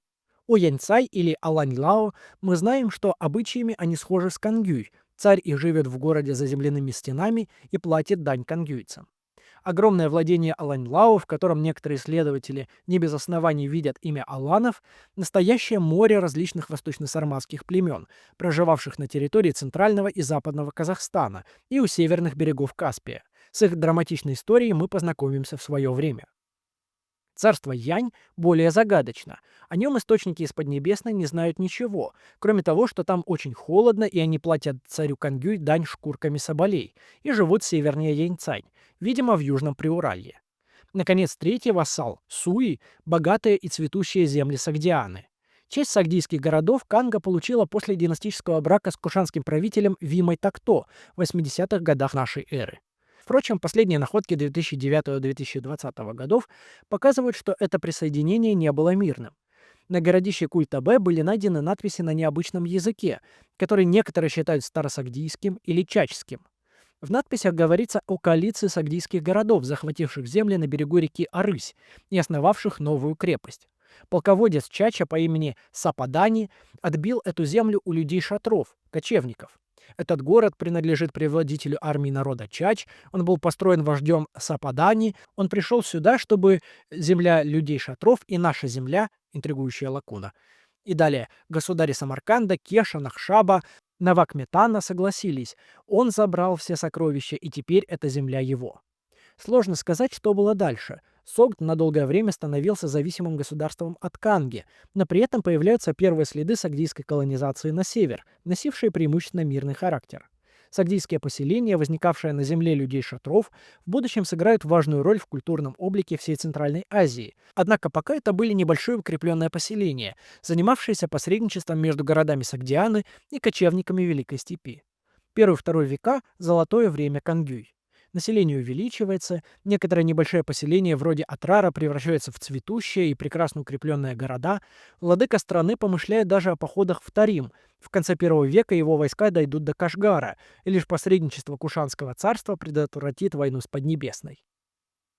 Мы еще встретимся с этим цветущим царством, которому будет уготована долгая судьба. Война с сасанидами и новая волна переселения народов не уничтожат Кангюй, хотя и приведут к тяжелому кризису. Но о его гибели мы поговорим в свое время. Пока же оставим царство в его золотом веке, оставим и слабеющих Усуней, находящихся под пристальным взором Пруханской партии, и обратимся на восток.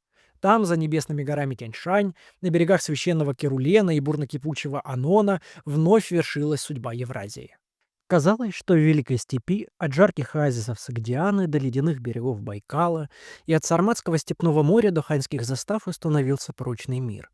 Отдельные стычки степных аристократов не могли потревожить наступившее после кровавых десятилетий затишье. После смерти Хуханье Шаньюя в 31 году до нашей эры хунский престол мирно переходил последовательно к 4 его сыновьям. Все они приняли ханьский титул Жоди, указывавший на их подчиненное положение императору, и ничем не выказывали своей нелояльности к Хань. Все конфликты ограничивались незначительными спорами о территории. В одном случае чиновники и Шанью не могли поделить лес, в другом предметом спора стало, на каких полях можно пасти скот, в третьем кто-то украл мешки с ватой, которые везли в ставку Шаньюя. Однако к 4 году нашей эры, спустя 30 лет мира, произошли первые изменения. Не в последнюю очередь это связано с регенством в Хань Ванмана, с которым мы еще встретимся в отдельной беседе. Так, на востоке вспыхнул конфликт между хуннами и ухуанями. Шаньюю Джулю пришлось даже посылать войска против племени, отказавшегося платить дань, при полном безразличии ханьского правительства. Однако следы напряжения между хуннами и Хань уже заметны. Когда во 2 году до нашей эры император Айди заболел и к нему с дружеским визитом хотел прибыть Шаньюй Уджулю, хунскому правителю отказали, сославшись на то, что визит степного владыки разгневает духов дворца, и лишь на следующий год после отчета специальной императорской комиссии ему позволили прибыть ко двору. В Усунь после смерти старого Куньмо разгорелась кратковременная гражданская война. Гонцы различных партий поскакали в Кангюй и Кхунну. Однако все решил подоспевший ханьский отряд, перебивший восставших аристократов. Примечательно, что после 11 года нашей эры все упоминания об Усунях в китайских источниках исчезают более чем на 4 века. Государство продолжало существовать, однако утратило статус могущественной державы.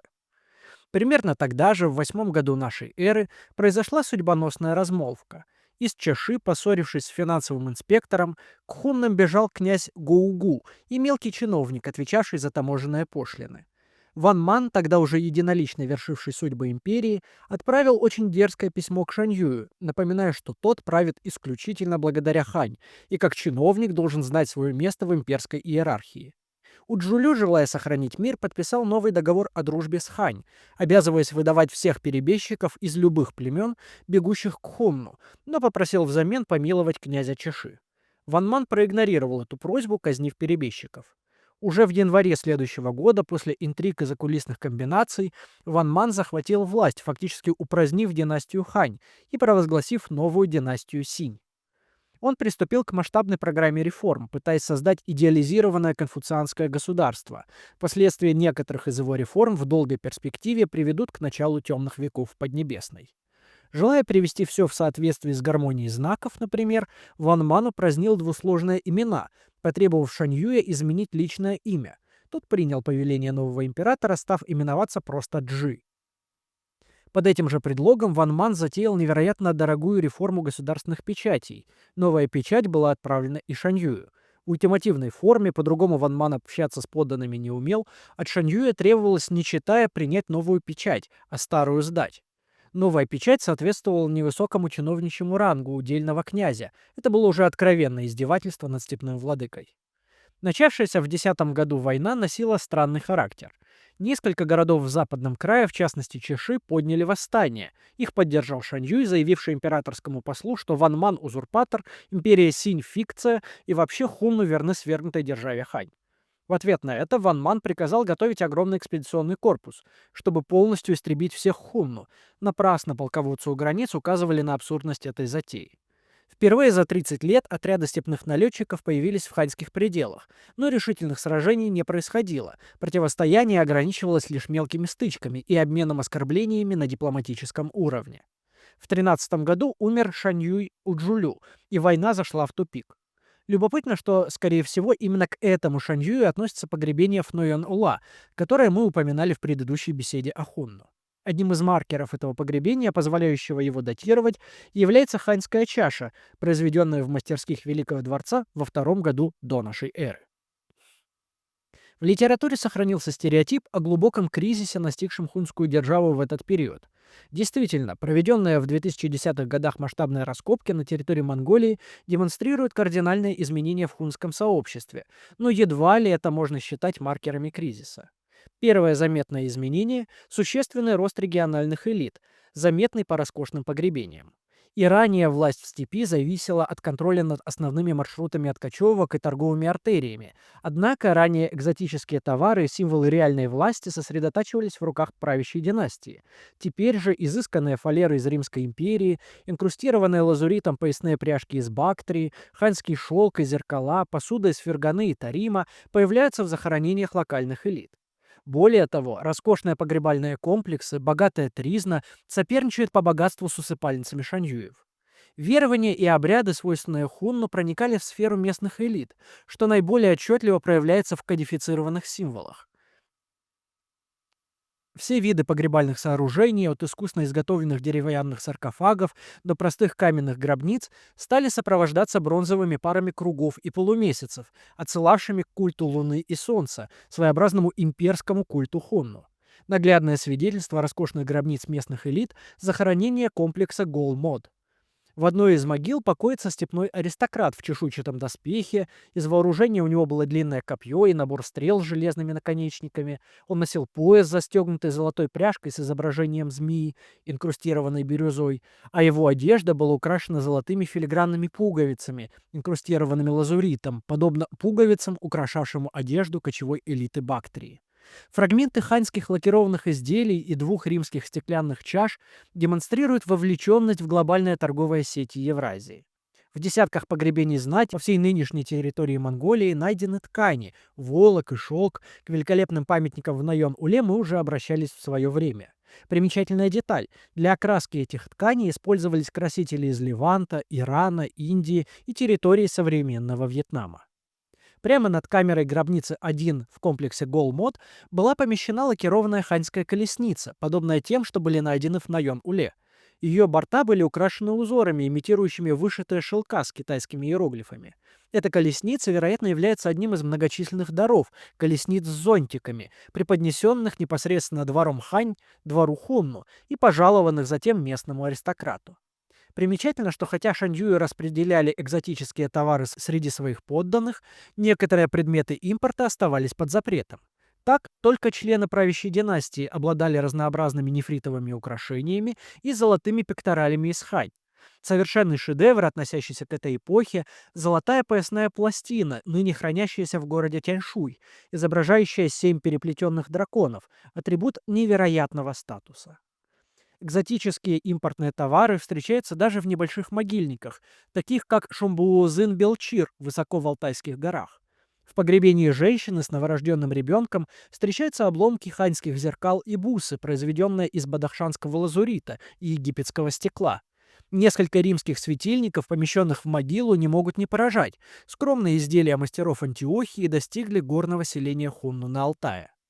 Правители хунну даже младшего уровня украшали центры своей власти постоянными резиденциями, в архитектуре которых встречаются ханьские мотивы. На берегах Керулена появляется несколько десятков таких резиденций. Большие ворота украшались черепичными карнизами, здания внутри оград возводились на земляных платформах и покрывались черепичной крышей с загнутыми концами, поддерживающейся деревянными колоннами на резных основаниях. Черепица украшалась ханьскими мотивами, чередовавшимися с тамгами и характерно хунскими узорами. Между строениями были насыпаны дорожки из гальки, подземные водоотводы наполняли декоративные водоемы. Стили построек намеренно имитировали роскошную архитектуру, которую сановники Хунну могли видеть, например, в императорских зданиях в Хань. Характерной деталью нового тревожного времени становится овальное или круглое укрепление в степи, лишенное какой-либо застройки. Во время войн за двойной линией чистокола укрывались жители племени со всем своим имуществом. Значительные укрепления, например, у впадения Игьин-Гол в Селенгу, защищали ключевые маршруты от кочевок и торговли и неизбежно становились новыми центрами концентрации силы. Подобные центры вместе с сопутствующими им ремесленными поселениями и захоронениями знати подобны островам в Степном море. Это узлы власти, независимые экономические центры с местной аристократией во главе, соперничающие по могуществу с Шаньюем. Особняком находятся могилы хунской знати, окруженные нехунским населением, как, например, в районе пустыни Гоби или на Алтае. Примечателен здесь и генетический анализ захоронений. В таких могильниках, как Тахитын-Хотгор или Адучиин-Ам на Алтае, отчетливо хунское происхождение прослеживается чаще всего у женщин. Их погребения отличаются особой пышностью, а мужчины чаще всего связаны с Центральной Азией. Часть из них родственна сакам, тогда как в захоронениях слуг встречаются даже выходцы, например, из эллинистического мира. Выходцы из Центральной Монголии, как правило, были женщинами и были погребены в деревянных саркофагах, подражая элитам хунну, в то время как центральноазиатское население, как правило, представлено мужскими захоронениями в простых каменных могилах. Однако вернемся к политической истории. Следующий Шаньюй, Улэй-Жади, зашедший на престол в 13 году нашей эры, был настроен на прекращение войны с Ван Маном и даже выслал своего сына в Поднебесную. Сложно сказать, что именно случилось с царским наследником в Поднебесной. Несчастный случай или же политическая интрига оборвала его жизнь. При этом официально Ваньман убеждал Шаньюя в том, что сын его все еще жив и здравствует, требуя от степного владыки все новых уступок. Впрочем, скоро вести о гибели сына Шаньюя все же достигли владыки степи, и тот принял решение продолжать войну. Он не препятствовал отрядам степняков совершать набеги на Поднебесную, однако в переписке с императором заявлял, что ничего об этом не знает и приказов нападать не отдавал. На степной границе начался долгий изнурительный период взаимных набегов, целые области обезлюдили, и при этом никаких крупных сражений не происходило. В 17 году Улэй-Жади умер, и правителем стал его брат Юй. В это время Ван Ман, видимо, планировал масштабный поход на север. Нашелся даже претендент на титул Шаньюя, некий Суйбу. Однако фортуна переменчива. Суйбу умер от болезни, а Поднебесную сотрясла гражданская война против режима Ван Мана. Проблемы династической преемственности в степи отошли на второй план. Так называемое «восстание краснобровых», уничтожившее империю Синь, требует отдельного рассказа. Для нашего же повествования важно, что Юй поддержал мятежников, вынуждая Ван Мана держать значительные силы против хунну, столь необходимые на других участках гражданской войны. Когда спустя несколько лет династия Хань была восстановлена, Юй принял посольство нового императора Лю Сю. Ханьский император возвращал старые печати и прежние титулы Шаньюю и предлагал возобновление договора со степняками. Однако Юй надменно отказался, заявив, что он подобен Маде, и лишь благодаря его усилиям империя Хань восстановилась. Отказ признавать хунну равными Хань послужил предлогом для нового витка войны. Обескровленная после гражданской войны Поднебесная ничего не могла противопоставить северянам. По императорскому указу население пограничных уездов эвакуировалось. Отряды кочевников рыскали по дорогам, и их отряды дошли до уездов Фуфэн и Тяньшуй, а хроники этого периода изобилуют описаниями ежегодных набегов с севера. Казалось, что возвращаются тревожные времена кровавых войн на северной границе. Однако положение дел переменилось совершенно неожиданным образом. В 1946 году Юй скончался, оставив престол своему сыну Удади Хоу. Впрочем, тот умер через несколько месяцев от загадочной болезни. Вероятно, он стал жертвой невиданной эпидемии чумы, разразившейся в хунских кочевьях. Чуме сопутствовал голод и небывалая засуха, погибло более трети голов скота. В этих тяжелых условиях Шаньюем стал Пуну, сын Юя. Понимая, что он не в состоянии более вести войну с южанами, Пуну отправил посольство в Хань с предложением мира. Переговоры затягивались, чем решил воспользоваться сын Шаньюя Улэй-Жади по имени Би, занимавший до этого незначительный титул царского представителя в одном из восточных кланов. Он направился ко двору императора Люйсю с символичным даром – картой хунских кочевий, предлагая восстановить зависимое от императора хунское царство. Узнав об измене, Пуну послал против Би убийц, однако того успели предупредить родственники, служившие телохранителями Шаньюя. Би действовал на опережение. Он сумел уговорами и посулами заручиться поддержкой большинства степных аристократов. К могильникам непосредственных участников этого события мы уже обращались. Потому через полгода Би сумел собрать 40 тысяч всадников, тогда как Пуну лишь 10. Шаньюю пришлось отступить на север, и знать провозгласила своим правителем Би, взявшего тронное имя Хуханье II. С этих пор история хунской державы разделяется. Потомки Хуханье II владеют южной частью империи, в которую входят наиболее значимые культурные и экономические центры Южной и Центральной Монголии. В распоряжении Пуну остаются так называемые северные хунну, в основном не хунские племена, обязанные своим процветанием связями с бывшим центром империи Хунну. Потому неудивительно, что ряды его сторонников постоянно таяли. Пуну регулярно приходилось переносить свою ставку все дальше на запад и север, уводя с собой оставшихся сторонников, а его войска раз за разом терпели поражение от южан. Положение Хуханье II, побеждавшего в гражданской войне, было сопряжено с определенной двусмысленностью. Он все еще полагал себя великим повелителем всех хунну, но при этом, по новому договору с Хань, он становился подданным императора. Дошло до того, что, согласно этикету, он должен был принять указ от императора, склонившись до земли, невиданное унижение.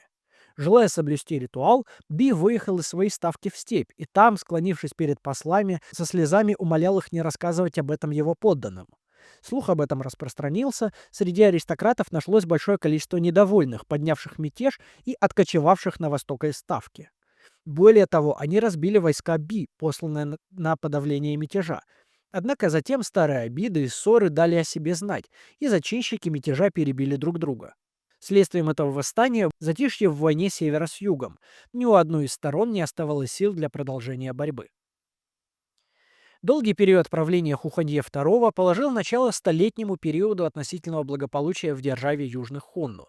Он провел реформу, явно опираясь на ханьский образец, введя ранги аристократов и разослав представителей Шаньюя по всем племенам и родам, признававшим его власть.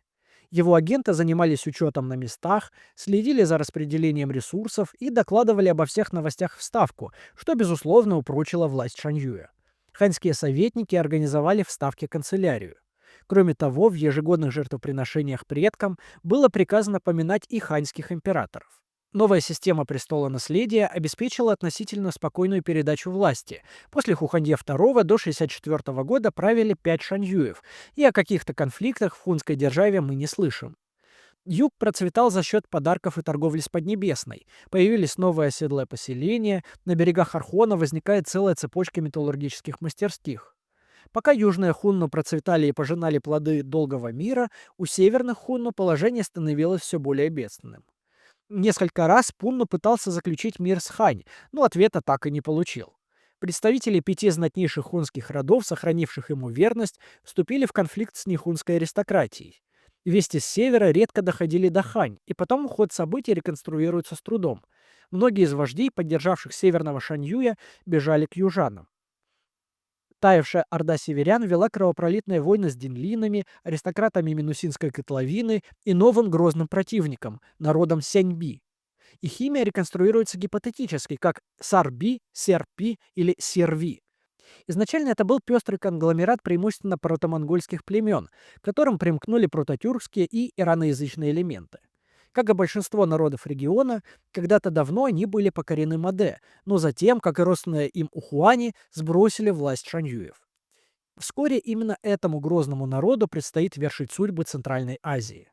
В 1973 году Сяньби заключил мир Шанью-Юга-Джан и вместе с ними пошел войной на северных хунну. Решающего сражения так и не произошло. Большая часть северян перешла на сторону Джана, но Сяньби, почувствовав безнаказанность, принялись преследовать правителя севера. В 1987 году они разбили армию Шаньюя севера Юлю и расправились с ним с необычайной жестокостью, содрали с него кожу, а из черепа изготовили чашу для питья. В 90-м году на северян пошел войной новый Шанью Юга, Туньтухэ, и, как гласят ханьские отчеты, окончательно разгромил северян. Это было не совсем верно. Разбитая и обескровленная орда северян двинулась еще дальше на запад, потеснив восточно-сарматские племена на территории современного центрального Казахстана. Имеющиеся у нас источники противоречивы. Пределом их владения именуют Западное, видимо, Аральское море или озеро Иссык-Куль, но ни имен правителей, ни подробностей их истории до поры мы не знаем. На юге продолжался период относительного спокойствия и благополучия. Единственным исключением, пожалуй, можно назвать династический кризис, когда в 94 году Шаньюй Аньго поссорился с ханьскими чиновниками. В результате этой ссоры ко двору императора стали поступать доносы, что Аньго планирует отложиться от Хань, и потому было принято решение сместить хунского владыку. К его ставке был послан экспедиционный корпус, и дядя Аньго, боясь прослыть мятежником, убил в спину Шаньюя и выдал его тело ханьским чиновникам. Так правителем юга стал ставленник Хань Шидзы. До 100-го года жизнь в степи текла своим чередом, перемежаясь короткими стычками южных и северных хунну. Степная держава все меньше вмешивалась в дела соседей. Войны в западном крае и экспансия Кушан никак не отразились на южных хунну. Но примерно с 100-го года мы слышим о новой угрозе, которую и Южная Хунну, и полководцы Поднебесной долгое время не воспринимали всерьез – растущая мощь Сяньби. Множество родов из разбитой Северной Орды Хунну присоединилось к ним, приняв, как гласят ханьские источники, их имя, язык и образ жизни. Растущая мощь этого народа сдерживалась тем, что среди Сяньби не было единоначалия. Мы знаем о 120 племенах, ведущих независимую политику, враждующих между собой, самостоятельно ходящих в набеги и разоряющих хунские кочевья. Ханьские источники, описывающие этот период, более сосредоточены на описании интриг китайских приставов при дворе Шаньюев, осуществлявших к тому моменту фактическое управление хунской державой. На тревожные новости поступали постоянно. В 110, 112, 117 годах мы слышим о масштабных набегах саньбийцев.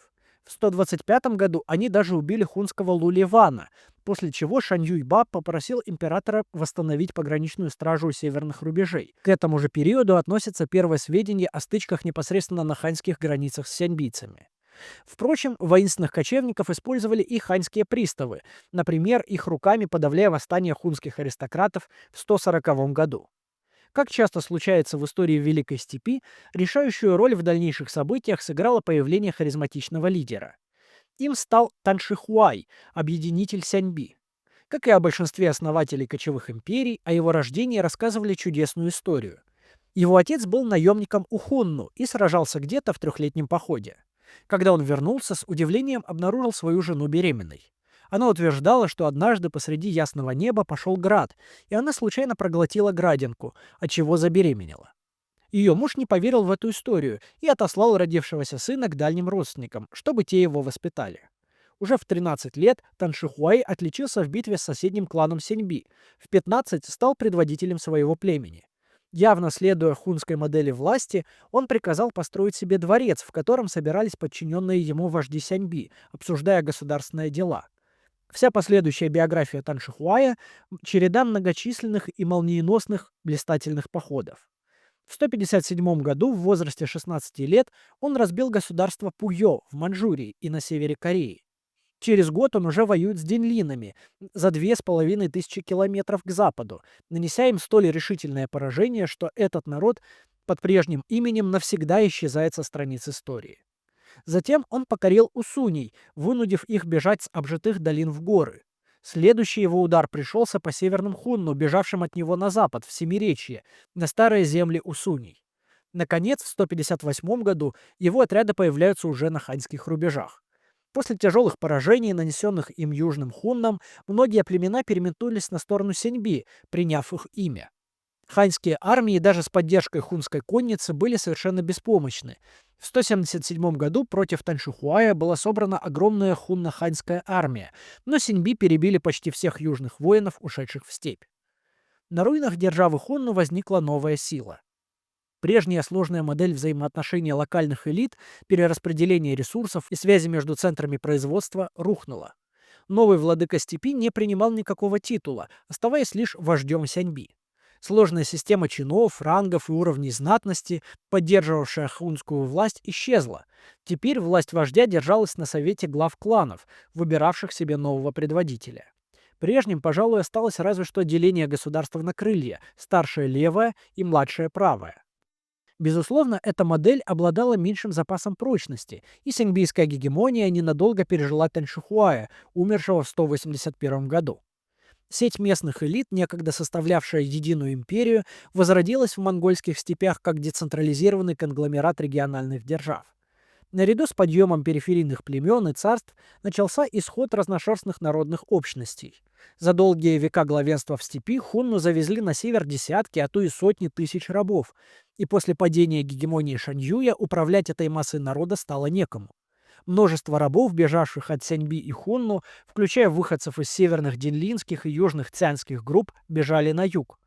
Они постоянно совершали набеги на караваны, следовавшие через коридор Хэси, и даже грабили ханьские поселения. А к началу III века они организовали собственную орду в несколько десятков тысяч воинов с выборными вождями во главе. Северные хунну образовали государство Юэбань, Семиречье. В основе ее лежало лишь несколько кланов, возводивших родство к хунну. Кровное родство аристократов Юэбань с прежними владыками степей было отдаленным. Мы еще не раз встретимся с их потомками, растворившимся в море местного населения, но сохранившими грозное имя и систему властных символов. Еще долго имя хунну будет внушать страх соседним народам.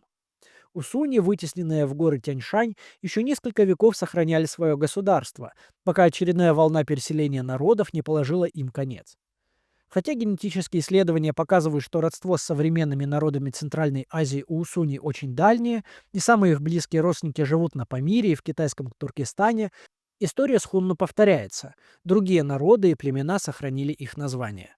Наконец, государство Южных Хунну с марионеточными шаньюями, казалось, и вовсе сошло с исторической арены. Некогда великие владыки степей стали ханьскими чиновниками, покорно исполняющими приказы императора Поднебесной. Но никто не мог предсказать, что им еще предстоит сыграть важнейшую роль в судьбах Срединного царства, и настоящая эпоха хунского возрождения еще впереди. Но обо всем этом в свое время.